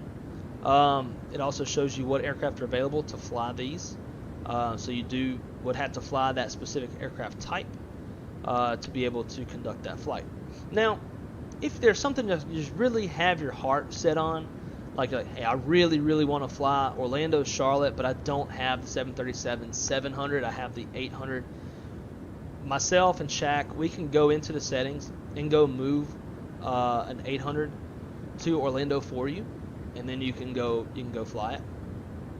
No guarantee that like we'll do like we will like be just on standby at all times to like take care of that for you, but you can shoot us a message, give us a few minutes, and if we respond, then we can change it for you, and if not, then go find something else. But yeah. So once you go book your flight, again, you got your flight number, origin, arrival, choose your airplane. For this one, there's only a MAX 8 available. You can set your departure time, but you cannot change the duration. The duration has been set by myself. It's quite conservative on the time. Again, I set everything to fly with a 25-minute taxi out, 15-minute taxi in, and CI 0. So it's pretty conservative. And it should allow you to be able to fly on VATSIM, and even if it's an event and you take a delay, like or take some time getting out, you won't take a huge delay on that. I'm trying to think if there's anything else that we're really forgetting. Yeah, that's pretty much it for now. Now we'll take some questions and let's see what y'all talking about. I've been seeing the chat going crazy off to the side. I wanted to get all of that out for all of y'all so you kind of know what you're getting yourselves into. Again, the big parts, if you're going to fly, big parts of all of this. One, you have to start the flight within 60 minutes from your booked time of departure. Now, let's say that you take off and something happens, and now, like, you can't fly the flight. No big deal. You can just kill the app, kill the sim, and it'll be okay. It won't cost us any money. They They don't penalize for this because crash of desktops happen, power outages happen, life happens where like you thought you could complete a flight, but something came up, now you can't. So start the flight, and you can even be on the ground. You don't even have to push back or anything. If you book a flight and you're like, shit, now I got to go do this and I can't do the flight, go ahead and hit start on the Newsky client. And then after you start and it detects the airplane and it cross checks that everything is set correctly in the airplane, then kill the app, kill the sim, go on about your day. It won't hurt us at all. But if you book a flight and then something happens and you can't fly it and you never hit start, 60 minutes after your ETD, it's a canceled flight and it's going to cost tens of thousands of dollars. So please don't do that. The other big thing, push on time. Try to push a few minutes early. Be very mindful of your departure time. Be mindful of what departure time you're setting, and have the situational awareness of like, okay, I'm booking this flight, but I haven't started my sim yet. I haven't made my flight plan yet.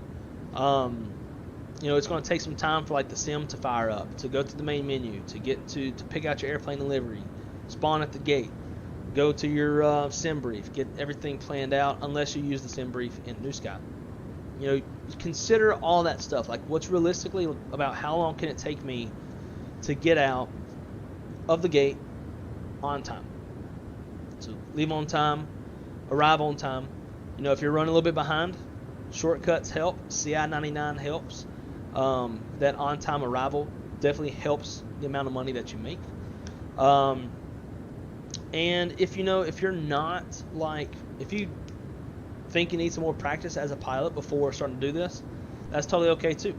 Because the last thing that we want as an airline as a whole is for pilots to be tail striking on takeoff, landing over weight. And that's the thing too, is pay a lot of attention to your weights on your OFP.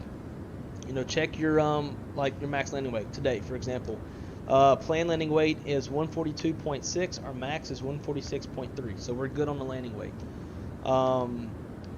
Takeoff weight is 132.1. Max is 138.3. So we're good on our takeoff weights.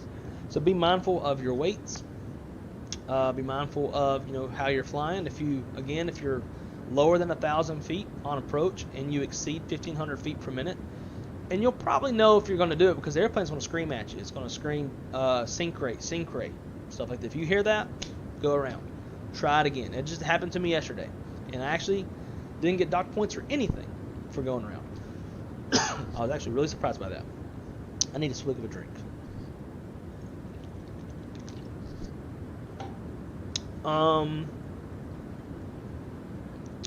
Fly good.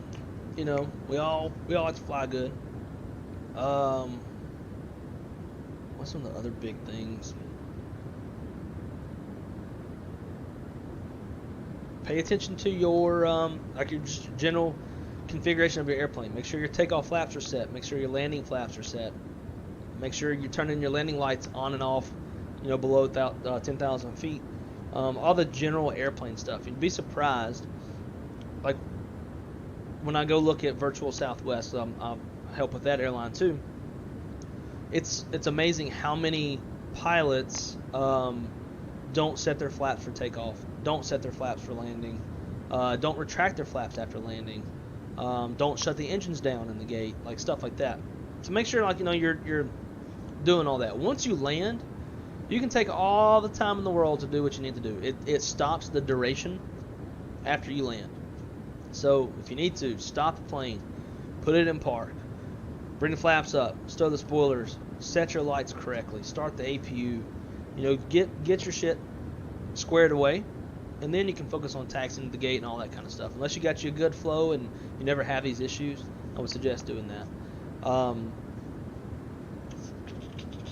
Carry the fuel that you need. If you're booking a flight, SimBrief is always going to give you an alternate. Most of the time you don't need an alternate. We're carrying one today because we got thunderstorms, heavy rain, low visibility. Weather sucks. If we were going pretty much anywhere else, probably wouldn't be carrying an alternate today.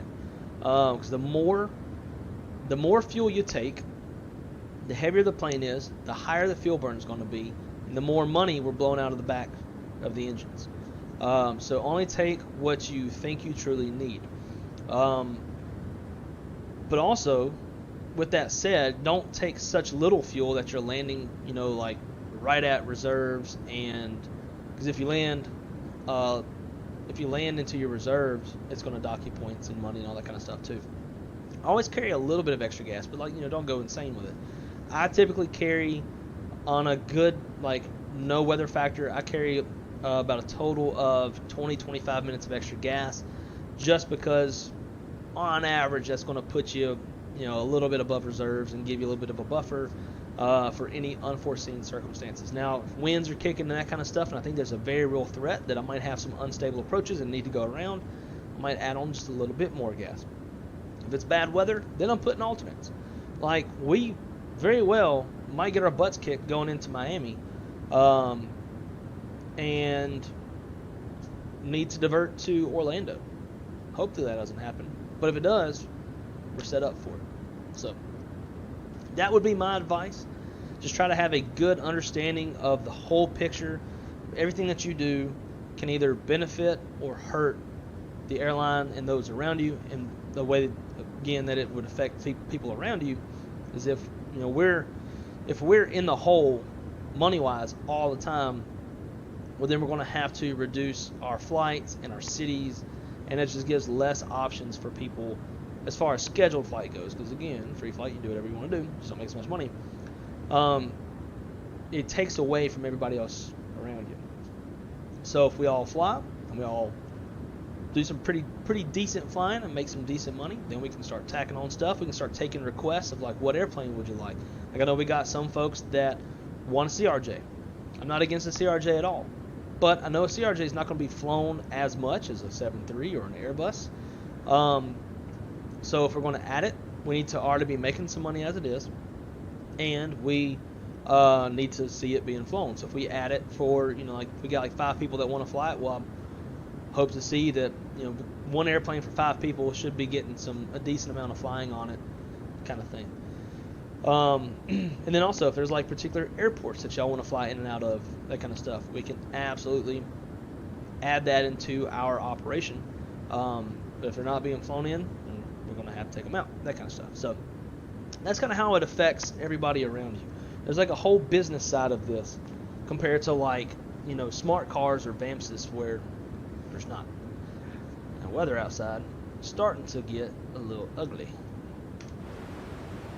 Let's see how we're looking. I tend to, especially on longer flights,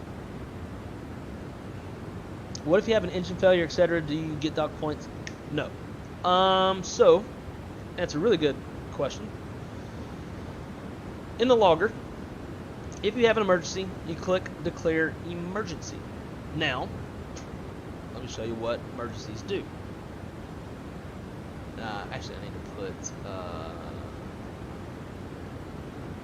this in the description as well for y'all to resource.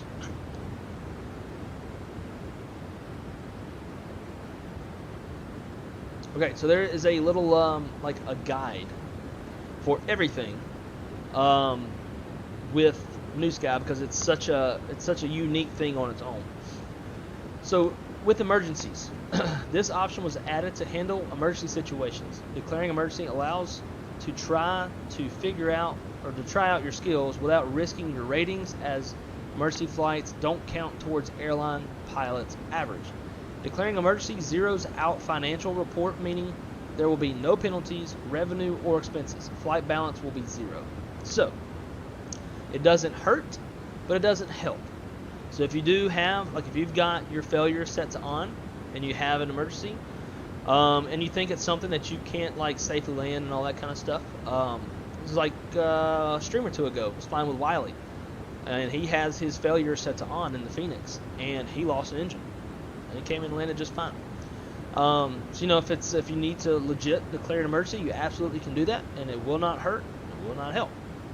But I would rather an emergency be declared and not hurt than not declare an emergency and slam that bitch into the ground, and now we're, you know, taking tons of penalty costs. If you crash, if no emergency was declared, so if you declare an emergency and you crash, you're still fine. It's not going to hurt anything financially or your pilot rating. But if you don't declare an emergency, touchdown force greater than 3 Gs or rate greater than 2,000 feet per minute, that's a crash. Bank angle greater than 20 degrees either way. Pitch higher than 20 degrees up or lower than 3 degrees nose down. Like a nose wheel landing, that would be considered a crash. Positive vertical rate, it will be considered a crash landing with total loss of the aircraft. Flight score will be zeroed, and one minimum dollar penalty will be $1 million penalty will be applied. Jesus. But yeah, I'm gonna put this in the description for y'all. I have this bookmarked because I figured I would need to resource it quite often. And I went and read through everything one good time, and I haven't had to go back through it again. Wish my dog would shut up.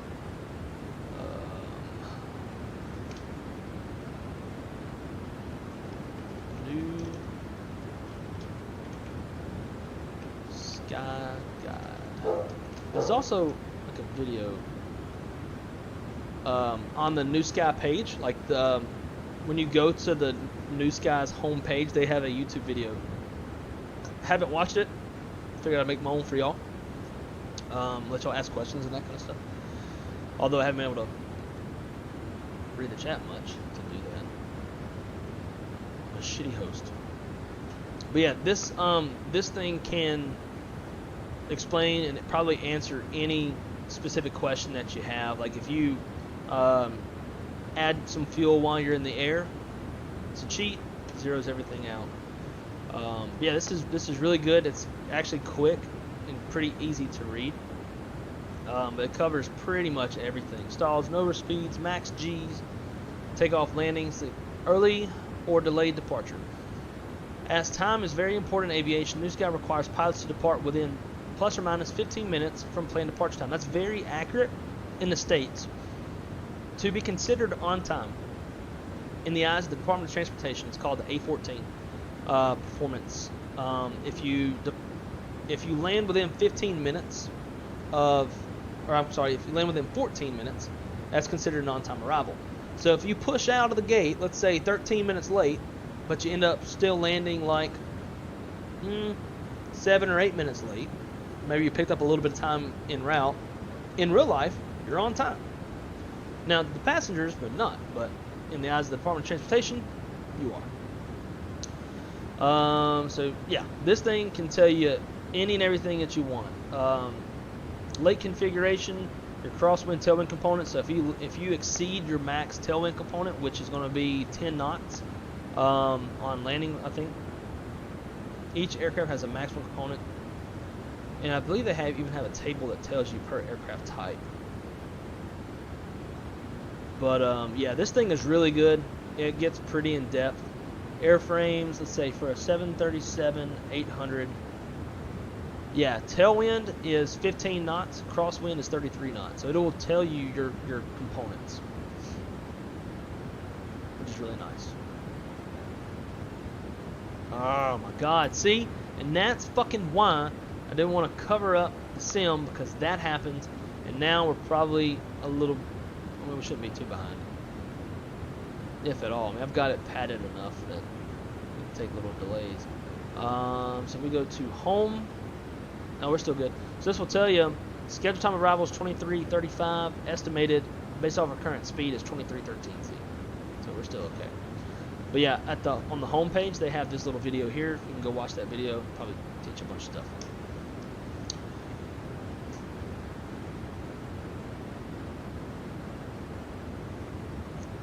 Oh shit, Fishing Gun said he just flew into Orlando and it was nasty. And Orlando, I believe is our alternate. No, Tampa's the alternate. Okay, it did automatically change it. Alright, guys, let me go feed these dogs. These dogs are like, literally like nudging the shit out of me wanting their food. Because it's an hour and 18 minutes past their dinner time. So give me 1 sec, I'm going to be right back. feed these little pecker heads.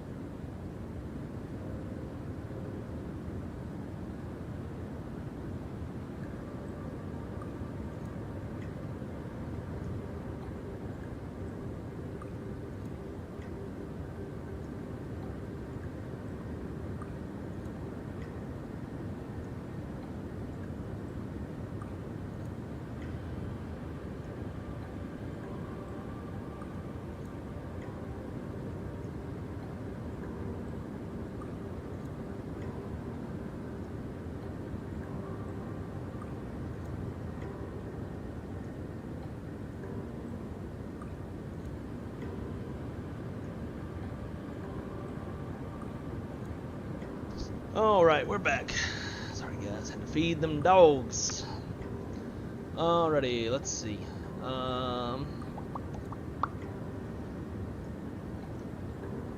Joe, what's going on, my friend? Great to see you. So Joe Mir? I guess that's how you say that, right? Mir?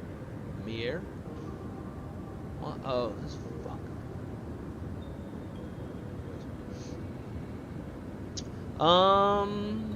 So out of step, will we be hiring for the VA? We are.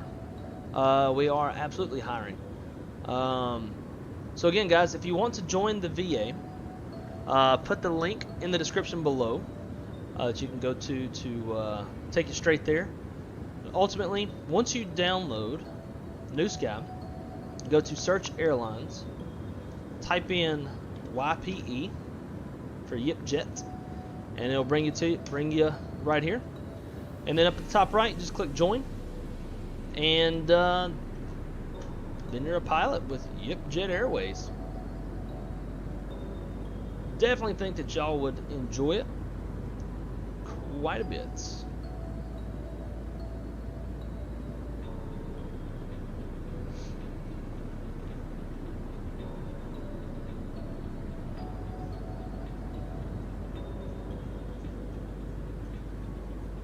I wish Chase Plane was available for Microsoft Flight Sim. I loved how it would auto go into cinematic. Dude, I'm telling you, man.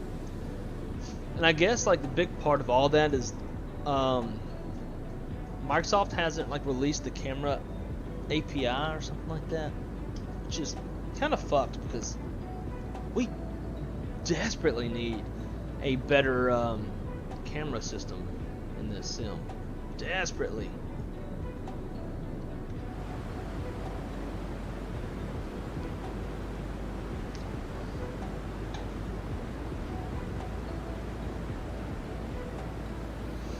Let's see what else we got.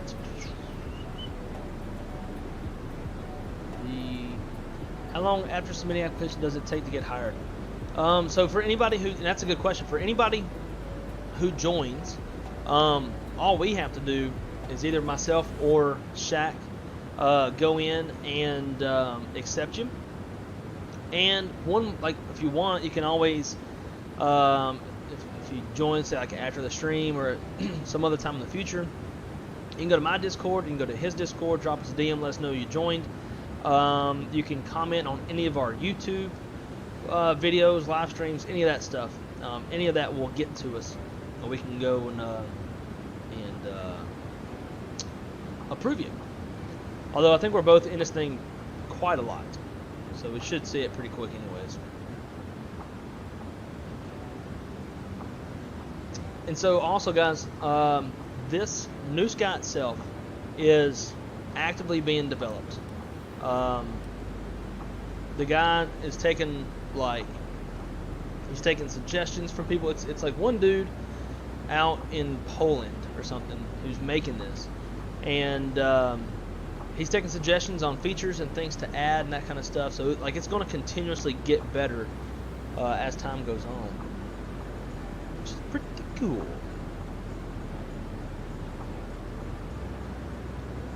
Alrighty, so bottom altitude's gonna be 5,000.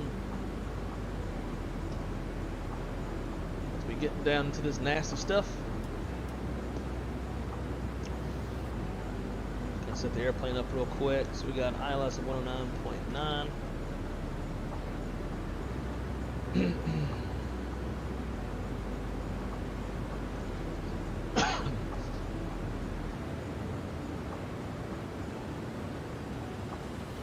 Course heading of 92.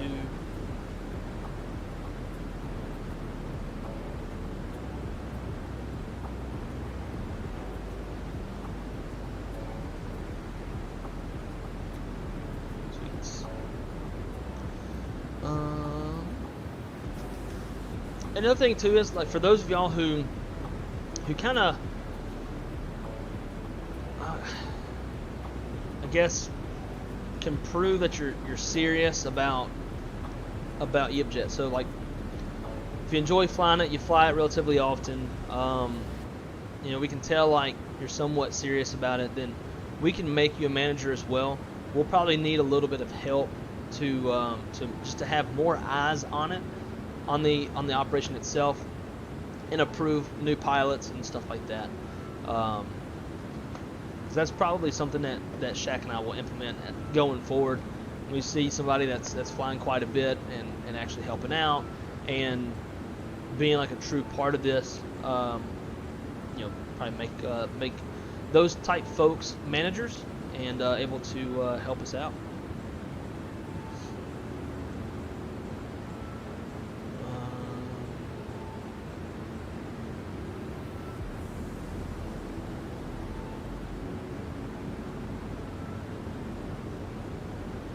Got accepted. Use my real life name.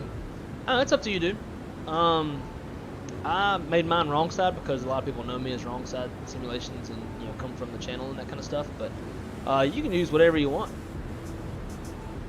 Now, you can call yourself Maverick for all I care, or Iceman.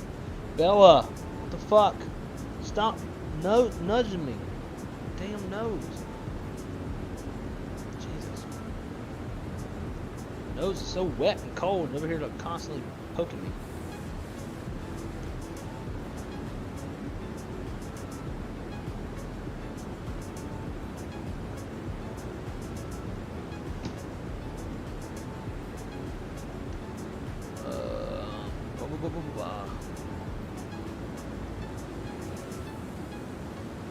This kind of VA sounds like it could be fun. Afraid I'd cost the company a lot of money. As far as scheduled flights, can I pick the time to fly it, or does the system pick the time and I have to? Nope, you can fly whatever time you want.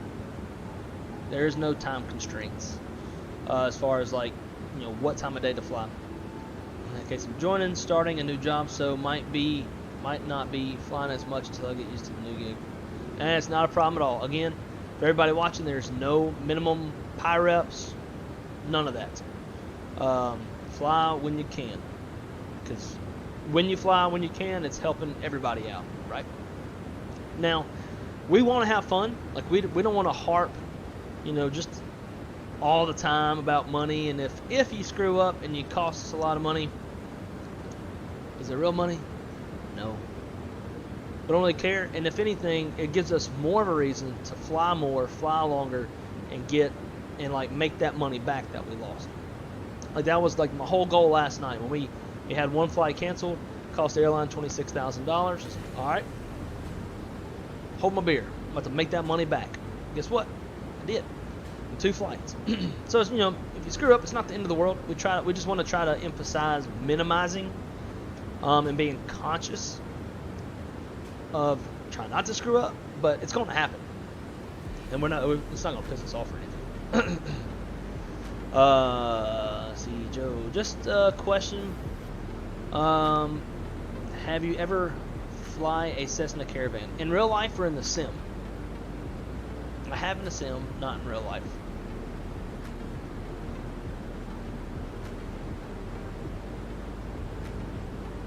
I exited the application, restart a computer, and now it says I'm in, so all good. Good deal. It's out of step just in case maybe you didn't see Shaq's response. So the charter is not yet implemented, but it is on the way.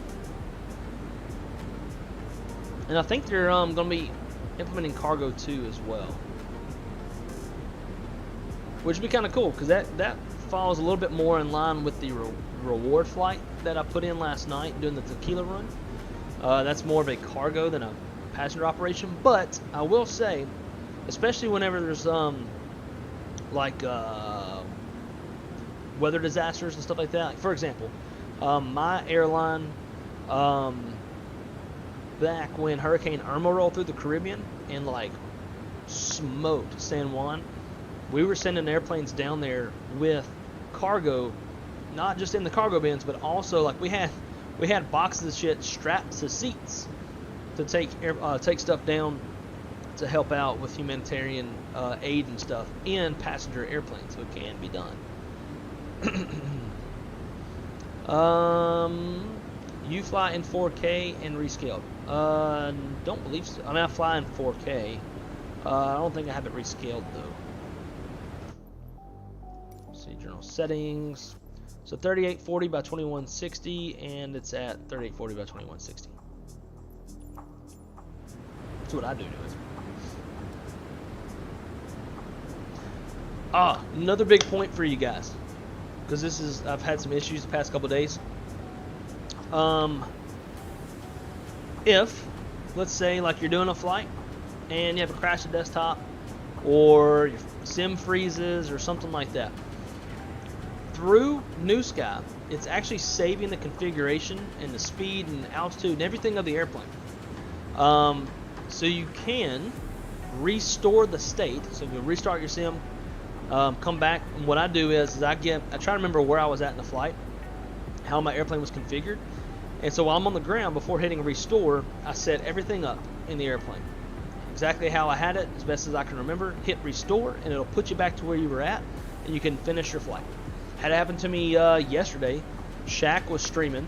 I was coming into Denver, and I was turning final after a 3-hour fucking flight. I was turning final, and Shaq even was like showing my Discord stream of the flight in his stream, and sure enough, come to find out, maybe after the new driver update, the screenshot function through NVIDIA now causes my sim to freeze indefinitely. I learned that the hard way. So ended up just setting the airplane back up to how I had it on the ground, hit restored, bam, I'm right back on the approach in Denver, landed the flight, even went around and then landed the flight, and made quite a bit of money. So even if you have a crashed desktop or your sim freezes or something like that, it's not the end of the world. You can restore your flight through Newsky and finish it.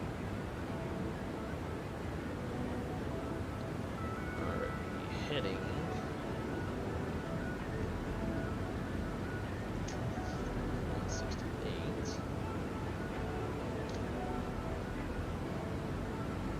Change some stuff in here real quick. Aircraft, equipment. I like minimums.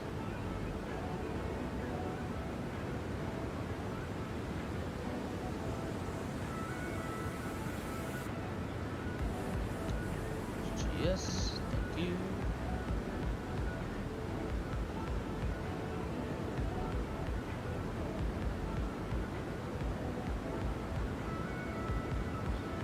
Auto ignition, no. Precision, oh, window shades, yep. We do offer Wi-Fi here at YipJet Airways, and that's the other cool thing too. Like being a fictional airline, we can do whatever the fuck we want. It's like yesterday flying the Phoenix. I turned on FLS, which is FMS landing system in the Phoenix. Basically, it turns an RNAV approach into what looks like an ILS. It's displayed on the PFD much like an ILS is. It's pretty nifty, and I don't think most carriers have that option. But I was like, you know what? We're YipJet Airways, and even though we're negative in the money, we're still going to like put fancy stuff in our airplanes. So that's what we did. So you can do whatever you want in that regard.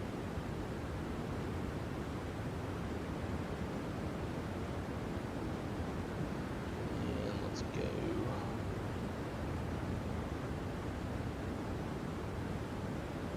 Might start seeing a whole bunch of airplanes holding on the TCAS.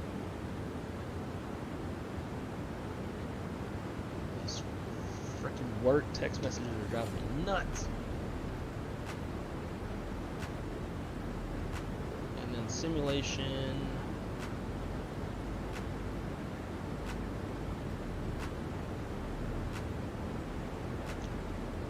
Okay, that's the main thing I wanted.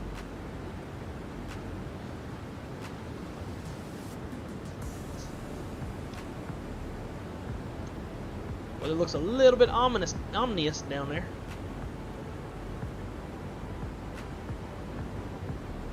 Alrighty, so let's see. Our minimums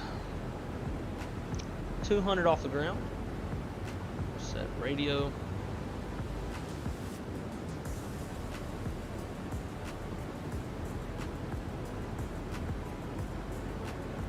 Cool. Just in case I need it, I'm gonna make sure I got this. But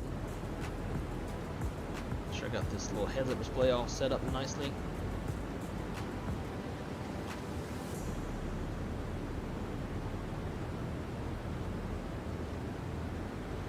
Control Alt 2. Cool.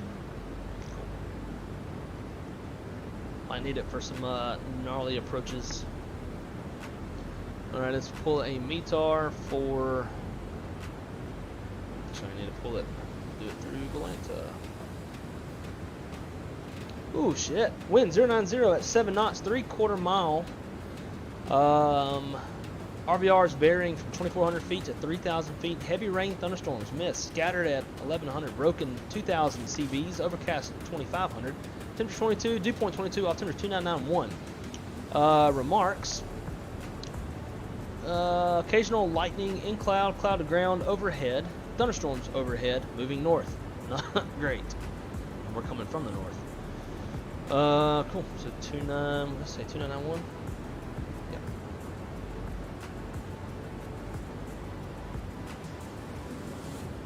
All right. So this is going to be a gnarly approach. Now, the worse the weather is, when you land on Newsky, the more credit you get for your landings. To some extent, I don't know exactly if it's like more money or what.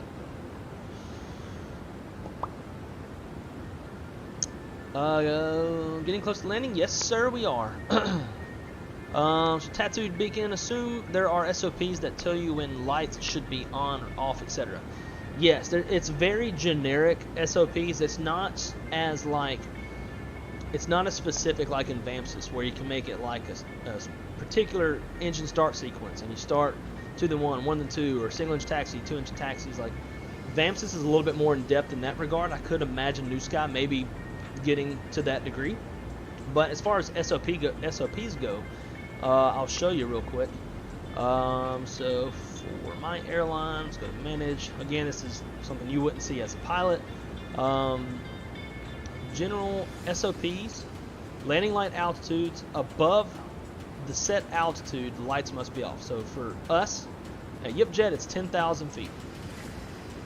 And then landing configuration altitude, 1,000 feet AGL. So we need to be fully configured by 1,000 feet. If not, we're going around. And we also have to be stable by 1,000 feet. And so once we're below 1,000 feet, if we exceed 1,500 feet per minute, we're no longer stable and we have to go around. Alrighty, so there is altimeter, or transition altitudes. We got altimeter set 2991, 2991, and 2991. Cool.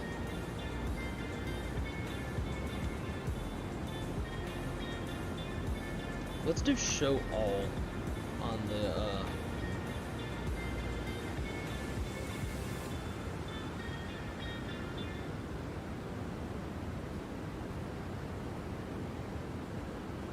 see a lot of folks out here.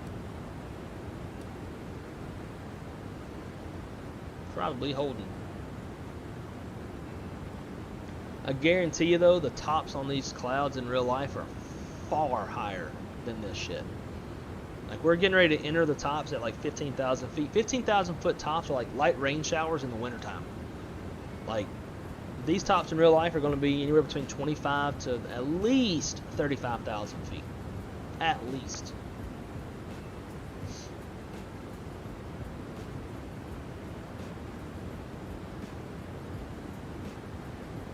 Cargo and cheaters are hoping to be implemented by summertime.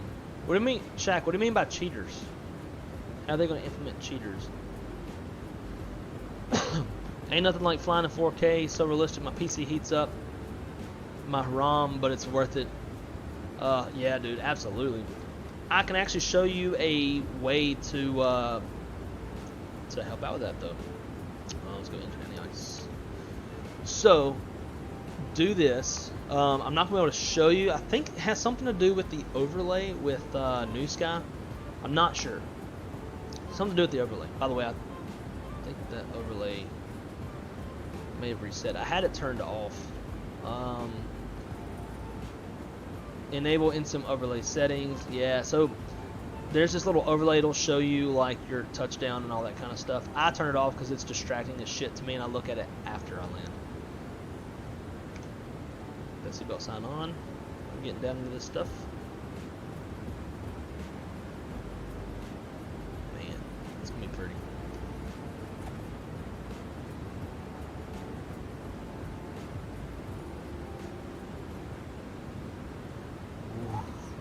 And when you're in the jump seat and you're going into stuff like this, it's kind of nerve-wracking in all honesty. Like your stomach get a little tightened up. You're like, oh shit, and start getting thrown around, and even just like looking at it coming at you in the window, like it's a whole different sensation than riding in the back.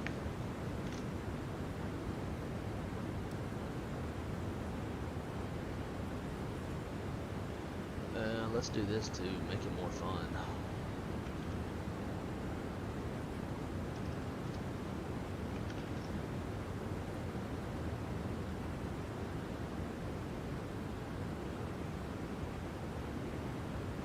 Miami approach north arrivals. Oh hell, let me get that. Make sure we got the right METAR. I think the METAR we just read is old.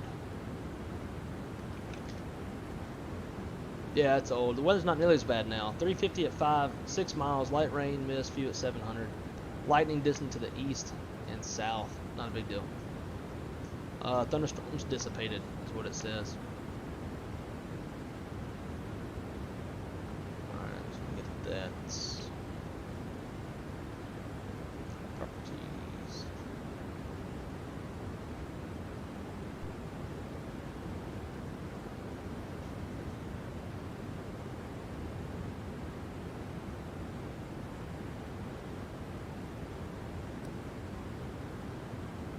So I guess we got down here at a good time. If we were flying this flight in real life, you'd kind of want to miss out on all the exciting stuff that had happened. All the holding and whatnot.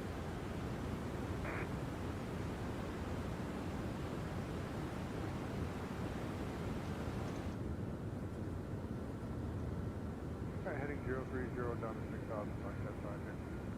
I've seen plenty of clouds that look like this out the side window of Airbus or a 737 in and out of South Florida. Almost looks like we're deviating around thunderstorms from this view. If we had weather radar, it'd be phenomenal. And we could actually... Oh yeah, the worst of it has moved to the south and the east.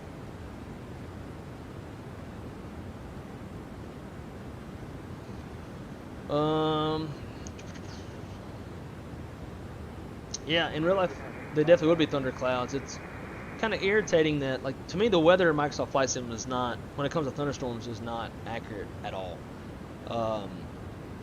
We should be seeing, yeah, at least a little bit of lightning, probably a little bit more turbulence. The clouds should be taller. It's not nearly as aggressive as it would be in real life, what we're seeing out the window right now.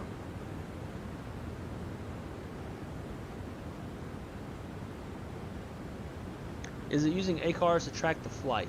Yeah. Newsky is using, it's talking with SimConnect, just like VAMSys and Smart Cars does. Same as Volanta. That's how it's basically connected to the sim. Mr. McDoo, man, I'm good. How you is? Great to see you. Thanks for coming to hang out with us. Also, one thing I'm working on is having salute to service. Yep, having salute to service jets for the airplanes. Got an Air Force A320 in the works. Now I'm going to do Army, Navy, Marines, Coast Guard. Don't forget the Space Force. Just kidding. But that Shaq sent me one of his mock-ups for the Air Force jet, and it is super sexy.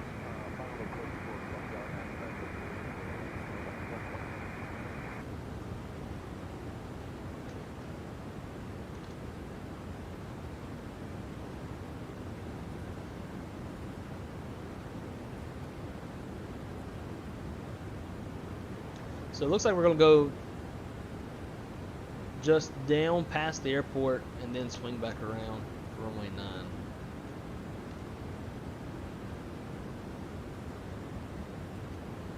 So the next big thing we need to pay attention to is going to be our landing lights. We've already set our altimeters. Now, it doesn't matter as much when you're like airborne for altimeters, but when you land, if your altimeter is not plus or minus 1 millibar from the real life altimeter, it's gonna pop you. All right, we are TAT 14 degrees. Let's get that engine NIS off. We don't need that no more. And getting down into this rain and nasty stuff, turn the ignition to continuous.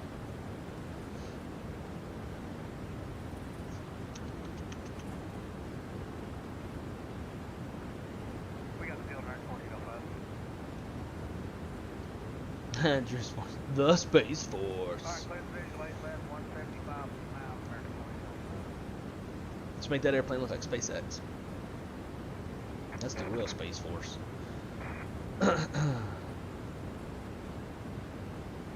Hey, there you go. Love the Coast Guard livery. I'm an ex-squid. Is that what they call Coast Guard guys? Are squids?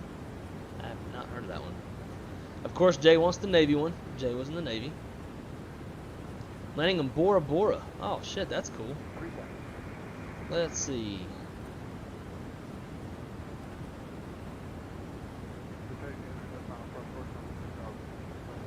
Out of step. What's your Volanta name?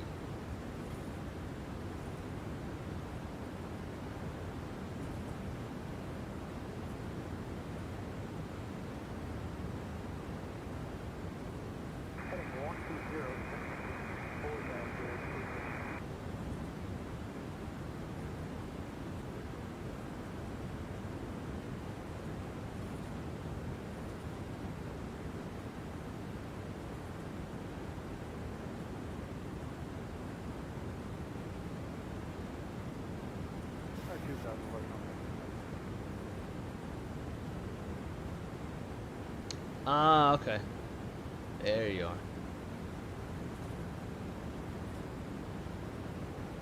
Man, that's so remote. That's gonna have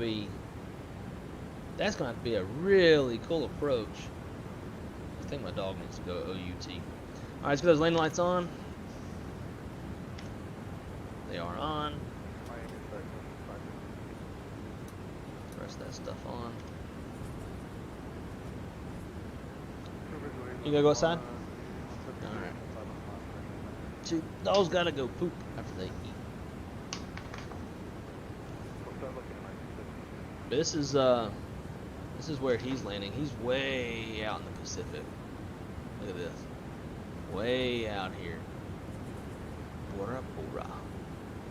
Look how remote this is. That's gotta be a really cool approach.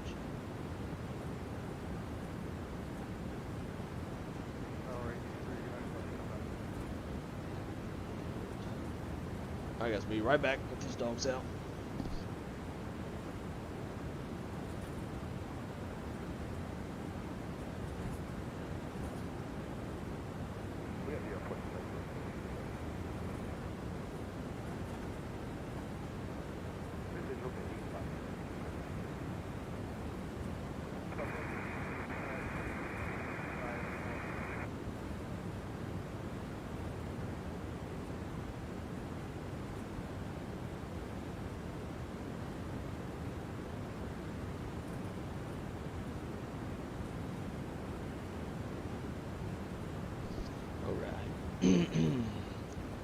Try to let the dogs in before landing, but no promises for them.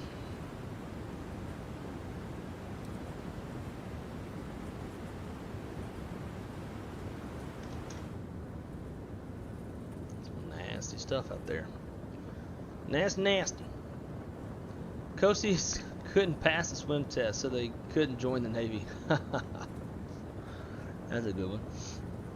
Yeah, fly for a charter VA, so the passengers are going to enjoy this. Nice. Same with the pilots, I bet. I love the banner. End of the day, we're all on the same team. Absolutely. Hey, and Coast Guard's got some pretty badass dudes. Y'all seen that video of the Coast Guard dudes jumping off their vessel onto a KATL submarine? They're all like kitted out. They're considered operators. They're like beating on top of the submarine door and screaming Spanish, and it was intense. It was kind of badass. Didn't know they had dudes like that.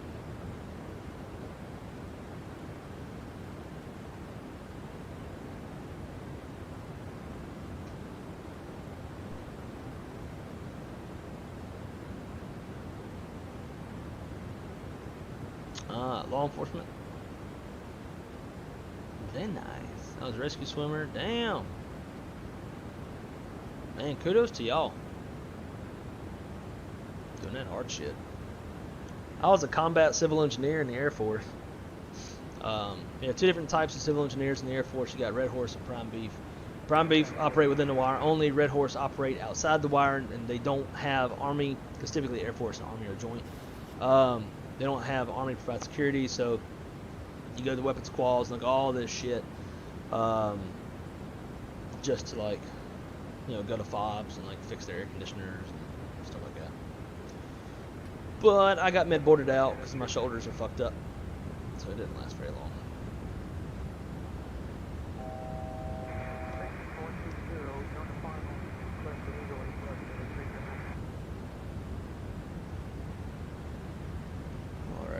Leg is 4,000.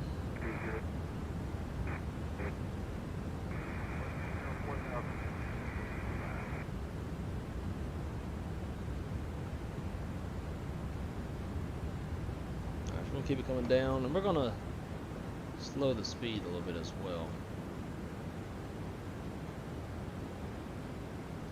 This airplane, this 7.3 doesn't seem to like to slow down as much as the Airbus does. I'm gonna go let the dogs in real quick, and we'll start our approach.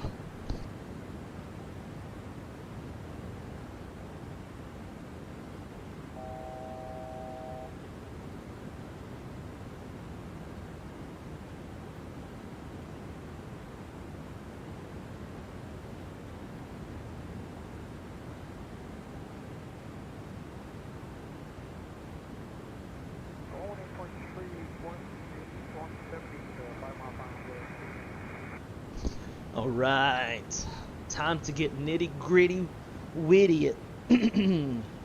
I was sounding super white. Lock that chair in. Get ready. Gotta get ready.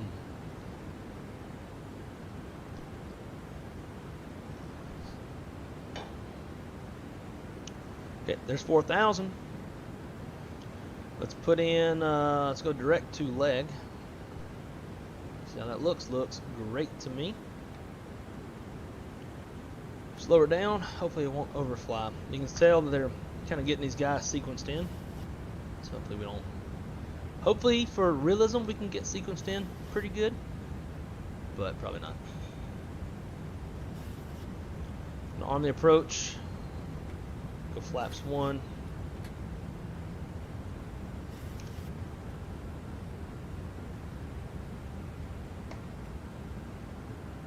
I'm gonna go runway 09. I'll do a 7-mile final instead of my typical 5, just because of the weather. And we're looking good. 48 is our VAP. Oh, look. It's kind of pretty out here. It's ugly out that way. Kind of ugly out that way.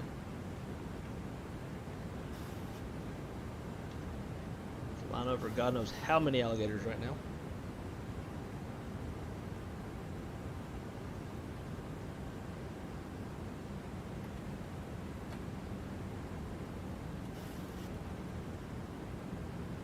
So right now, everything that we're doing, including lights and altimeter and all that stuff,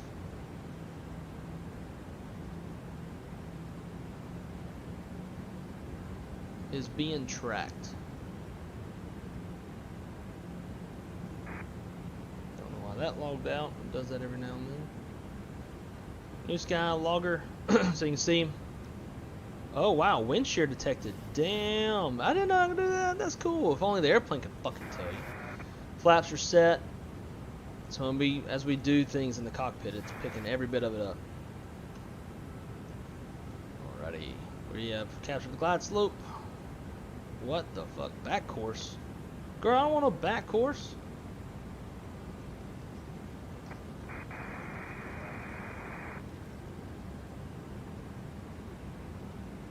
What's it doing?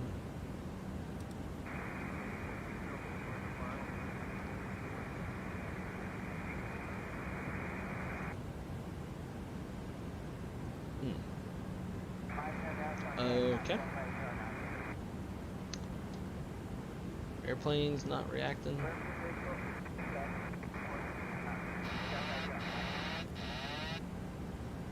Let's go heading select. Damn, it still doesn't want heading select. Alright, swap this out. Autopilot, heading select.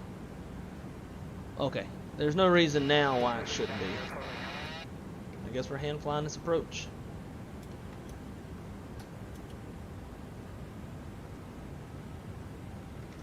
Great, now I can't even get.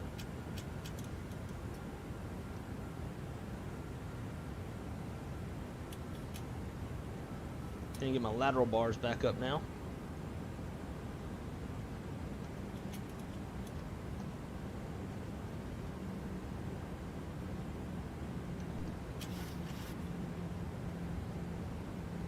Not looking too bad though. Let's go gear down, get the horn. Yeah.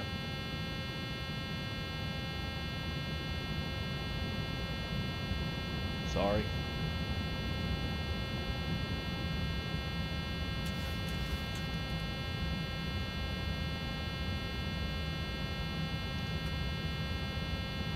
Shut up.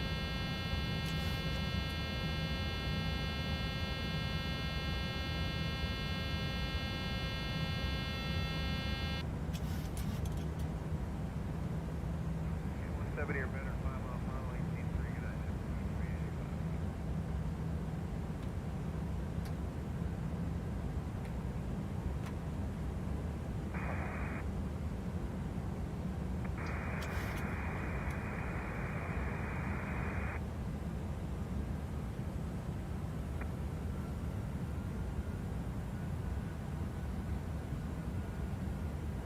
2500.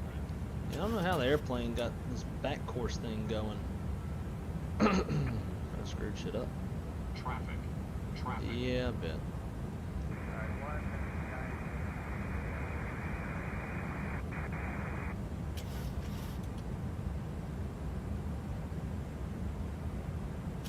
Monitor vertical speed. Adjust vertical speed. Adjust. We ain't doing shit.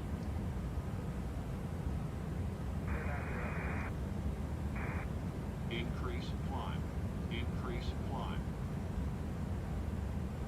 There he goes. He's flying faster than us. He'll land. Maybe get out of our way.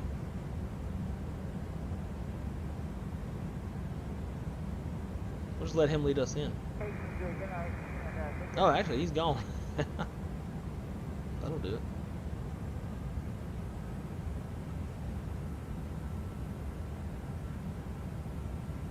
Alright. It would have helped if my dumbass swapped his back.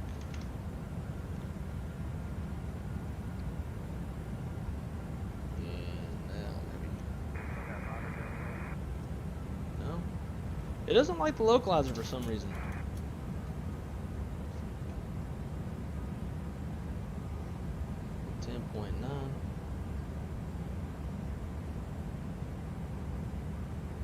That would be one. I have the ILS put in wrong. That's okay. We got a visual. Taxi light coming on. We are fully configured. Gear down 3 green, flaps 30 green lights. Spoilers are armed. Our VAP set. Slight quartering headwind from the left side.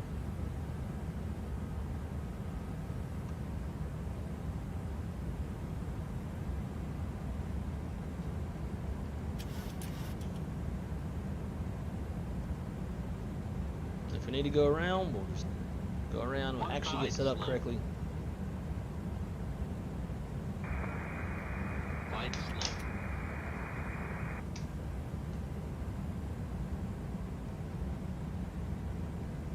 Airport site,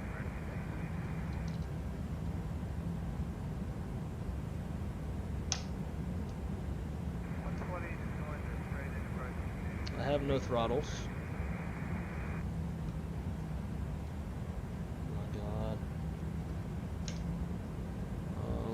Throttles ain't doing shit. Oh, the avionics froze. God dog, that's what it is. Everything in the cockpit's frozen. Okay. Well, we got throttle. So that's the most important thing.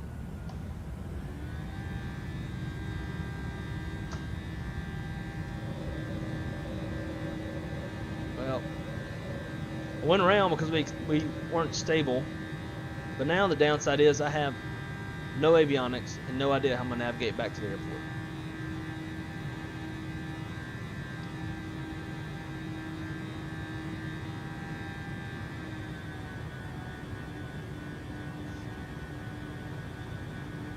Okay.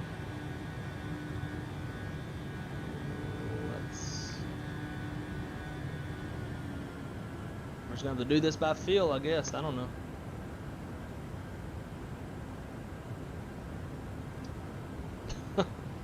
Everything's frozen.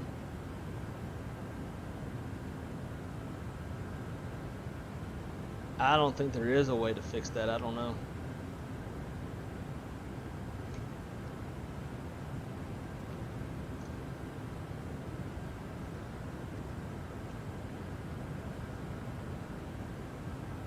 Piece of shit though, I know that much.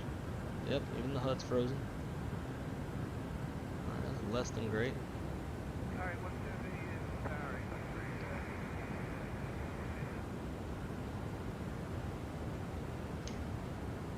Trying to just keep an eye on the ground to give me some sort of reference.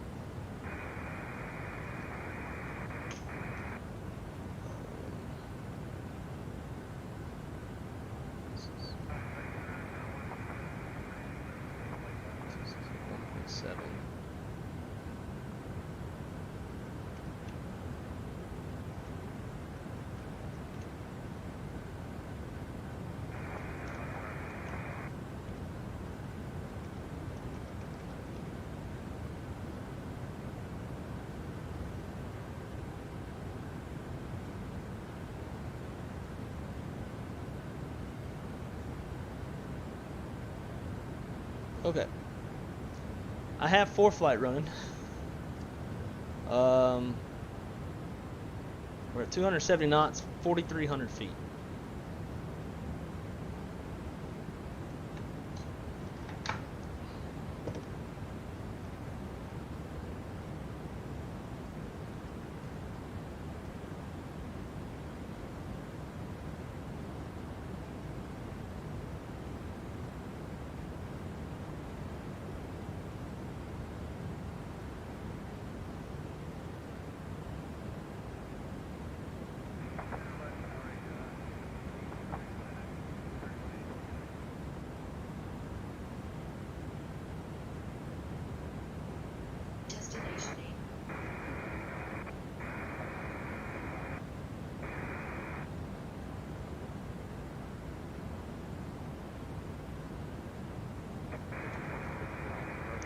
We might be able to do this.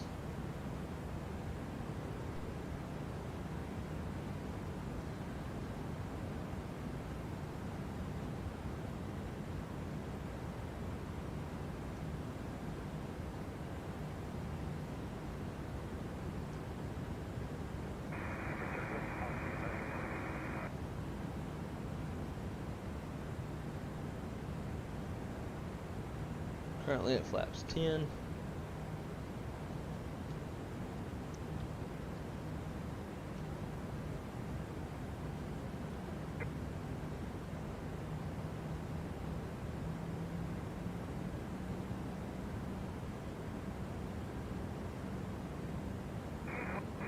At the airport, straight ahead. Get back on the course for runway 9. 175 knots. 2,300 feet.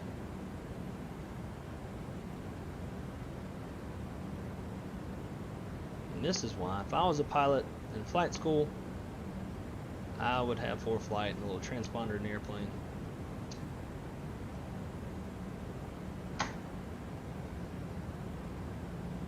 This stuff helps.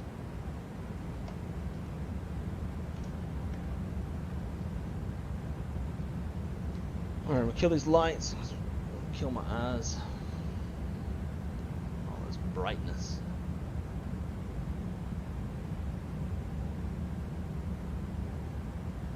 Alrighty, here we go.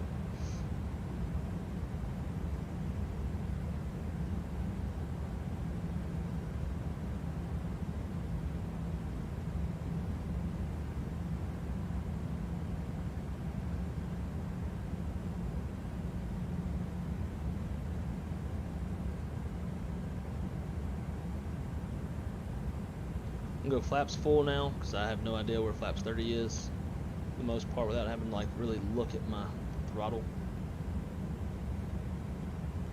So now our VAP's gonna be 140-ish.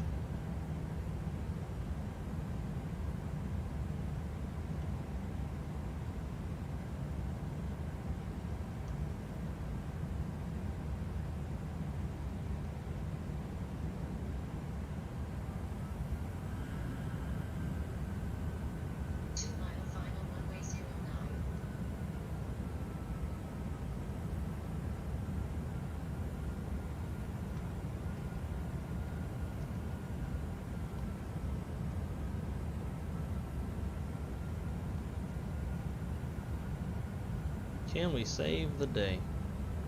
I could declare an emergency. Keep us from losing money. But I'm going to take a leap of faith. I think I got this. 500.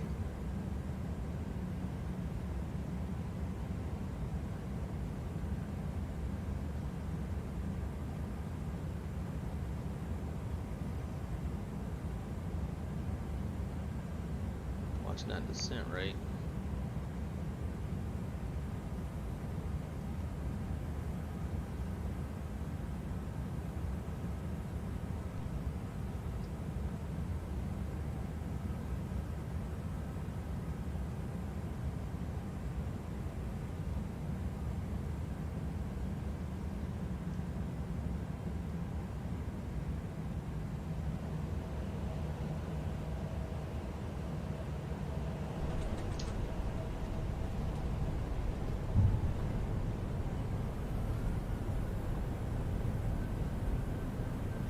Well, we made it safely.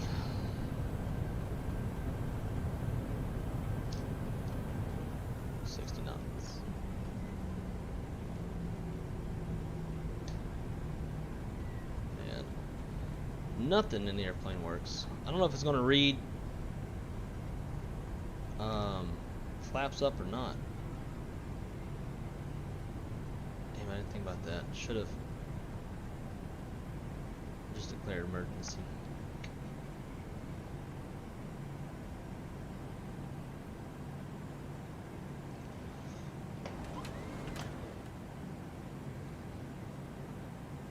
Flight directors are off.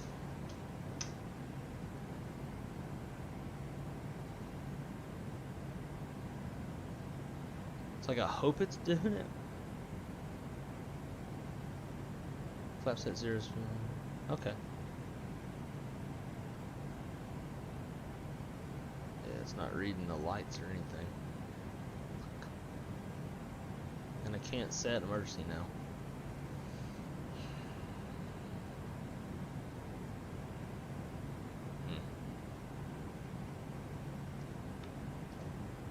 It's like it's only detecting flight control services. Ugh, sucks.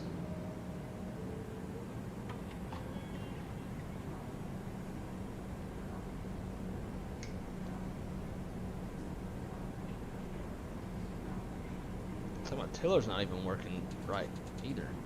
I don't have as much turn radius. So I'm having to use differential braking just to get around turns.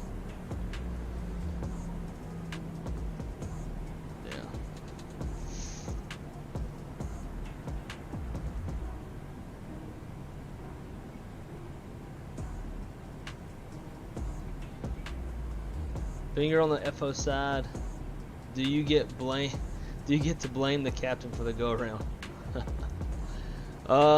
Yeah, sure. Shaq's to blame. His name's on the airplane.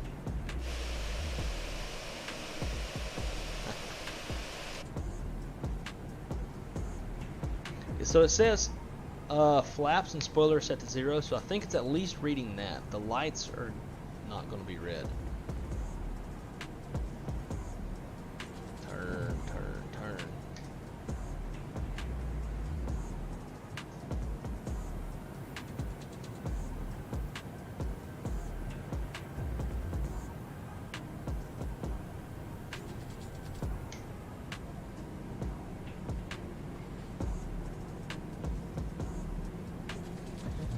Oh, you gotta love the sim. Check runway 12. Enter runway 1230. Thank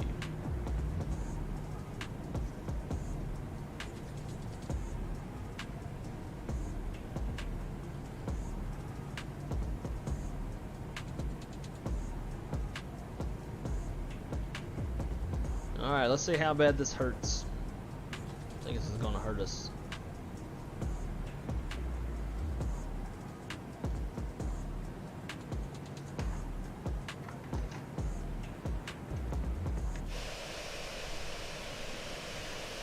F-19A.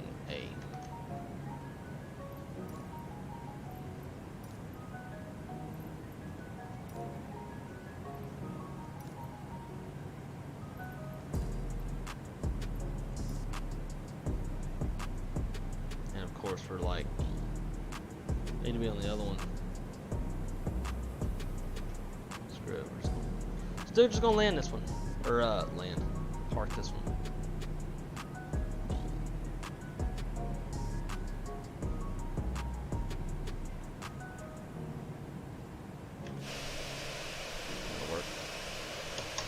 I think realism's out the door now, right? Who knows if we can even shut down the engines.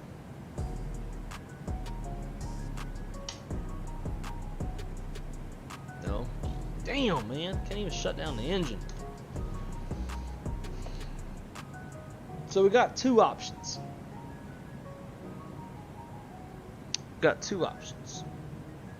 Because if I close this flight without shutting engines down and lights being off and all that stuff, it's going to dock us. So I can either kill the app, kill the sim, and just let it time out and not go against us, or we can close it and see what happens. We're going to close it and see what happens, just to show y'all what kind of effects can happen if you park without turning your engines off, bringing flaps up, lights, all that kind of stuff. So let's see what it says.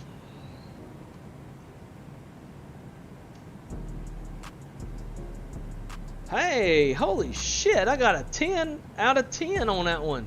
How the fuck? Okay. I'll take it. That was far from a perfect flight, but we made money, and that's, I guess, the best thing. So our scheduled departure time was 21:25. We were off block at 21:20, so 5 minutes early. Scheduled arrival time was 23:35. We arrived at 23:11, even with the go around. So that's, again, we've padded the arrival time a bit to compensate for like flights, VAT sim events, stuff like that. If you have like, a bit longer taxis, whatever, shouldn't negatively impact you. So with that we had no delay. We flew 608 nautical miles, burned almost 10,100 pounds of gas, 159 passengers. We had 5,700 pounds of cargo. Now, this is what kind of irritates me a little bit. It doesn't show you cargo. You have no way of knowing that you have cargo until after the flight. That way, like, we weren't able to put the 5,700 pounds into our planning software. So this flight had $19,449 worth of expenses. Thank God, no penalties. Revenue was $25,515, which leaves us a profit of $6,066. I'll take it, especially after that shit show. If it wasn't for ForeFlight, I'd have been screwed, or I'd have to change the weather. But then it might think I'm cheating, and I don't know if that results in cheating or not. So let's take a look at our landing. Actually, let's look at our takeoff first, because it does track your takeoff. So when we left Atlanta, flaps were 0, everything was normal, right? We pushed back. It didn't capture us off block until we were all the way over here off the gate. Off block at 21:19. Inches change. Yeah, okay. Yeah, so we were all the way back here. Like, the airplane was even turning onto the taxiway when it captured us off block. So keep that in mind. It's going to take a hot second for it to capture. Engines changed, flaps set, blah blah blah. We taxi out. Over here it detected our lights, our landing lights turned on. And then it looks like we stayed pretty much down the center line the whole takeoff. It shows exactly where we rotated off the runway. Gear came up right here. Flaps coming up slowly. Flaps. There we go. 13% to 0. So as we're climbing out, there's 10,000 feet. We turn the landing lights off, so it's detecting those lights. Always set those lights. There's transition altitude. We set our altimeter from 3011 to 2992, so it's reading that shit too. What happened right here? Wind shear. Interesting. We had wind shear cruise. As we're coming down, landing lights came on. Taxi lights came on. As actually the turn-off lights, wasn't the taxi lights. Some spoilers, some more reduced or retracted the spoilers. Flaps. Wind shear. That's so cool it picks that up. I didn't know it did that. Gear down, so we're kind of on that, coming in on that offset course. I wish you'd do like a 3D view of this. Yeah, and so from here, this is when we executed our go-around. We were nose diving towards these buildings. So flaps went from 88% to 75%, 75 to 38%. Gear came up, and we turned off the runway. Swung it back around, got our lives all in order, and we prayed a little bit, and we puckered our buttholes, And then we swung it back around. Came in for the landing. So this is a much better satellite image. You can kind of see things a little bit better. So this is a displaced threshold. It looks like it's counting it though. But in real life, you cannot land on a displaced threshold. You have to aim for the piano keys from there down. I mean, the pavement in real life is there. If you actually, for whatever reason, touch down, like you wouldn't die. But you're not supposed to land on a displaced threshold. So we aimed for the touchdown point, which is right here. We touched down like a good, I don't know, 500-700 feet or so from the touchdown point. It's not bad. Came in a little bit spicy. I was having a hard time telling my speed. There's a little bit of lag between the sim and what ForeFlight was showing. And then, like, I didn't want to float too much, so I just settled it down at 215 feet per minute. But again, it's more so looking at the G-force than it is the descent rate. And then I'm pretty sure we were on the center line a lot more than this. But yeah, peeled off, flaps came up. I can't believe it did not dock us for having our engines on and shit. Or maybe it just couldn't tell. I don't know. So then let's see what it actually says for the landing. Great touchdown at 1.21 Gs. Distance from threshold was 537 meters. I don't know what that is in feet. We can look that up real quick.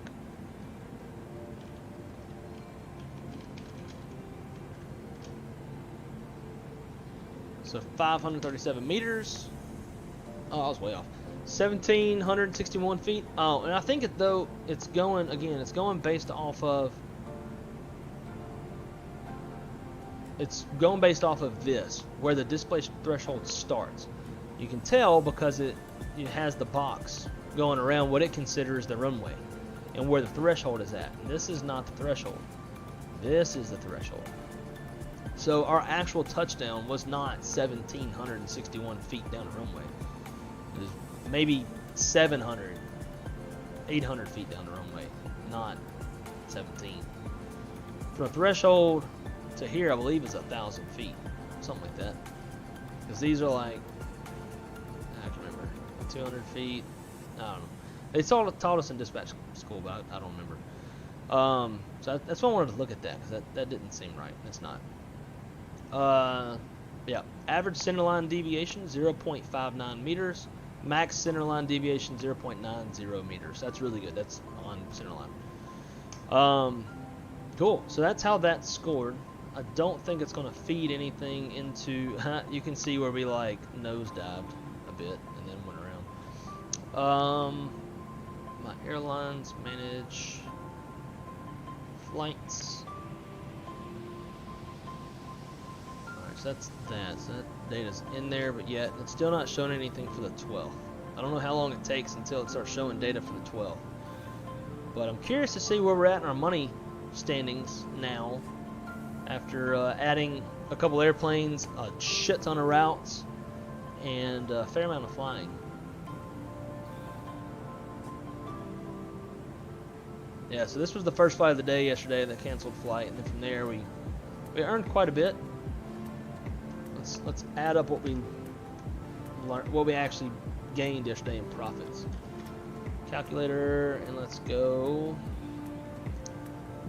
Now again, this is kind of old data as far as our balance. So yesterday our balance was negative 21,318. I'll tell you what, we'll do this. So negative 26,000 plus 6455 plus 6945 plus 16475 plus 23028 plus 7517 plus 2063 plus 26784 plus 6066. Okay, so yesterday we gained initially $69,000, but then we lost $26,000 from the canceled flight. So yesterday we profited. $43,300. Now that's before today's expenses with the new airplanes, new routes, all that stuff. But it's good though. We turned a pretty decent profit. Now, had we not taken that $26,000 hit, we would have profited $69,000. So, if we have a fair amount of people, if we have like a good like 6-7 flights a day, a couple of them are long, a couple of them are shorter, or some of them are shorter, we can actually turn a pretty good profit and start building even more routes, putting in more airplanes, and doing whatever y'all want. This is a community-based virtual airline, so if there's places y'all want to go, airplanes you want to fly, if we're making money, we can afford it, we'll do it. Or we'll just put it in the negatives and not really care. But again, guys, that's only for scheduled flights, not free flights. Free flights, do whatever you want. So, well, guys, that is that's Newsky. Very, very in-depth, hell of a lot of fun. Shaq and I really hope to see y'all in with YipJet Airways. Again, if you would like to join, the description has the it has the Newsky page where you can sign up. It's got the YipJet page to join, and it's also got the Newsky guide link as well to answer any questions that you might have. I'm going to get running. The girlfriend's on her way home. I've ignored both of her phone calls, so hopefully I survive the night. But I hope y'all have a great night. Tomorrow is Thursday, right? So we should be able to get us some sort of a flight in tomorrow. Expect to do some more Newsky tomorrow, and let's start building some money. But anyways, hope y'all have a great night. Thank y'all so much for coming and hanging out. Sorry for the technological issues with the airplane. The airplane's being a piece of shit, but you know, that's flight sim.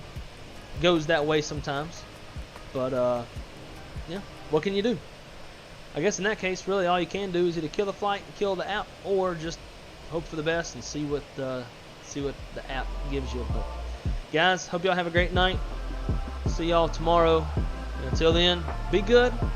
Be good at it. Don't cancel your YipJet flights. We'll see you on the wrong side, or keep it on the wrong side. Y'all have a good one. Take care.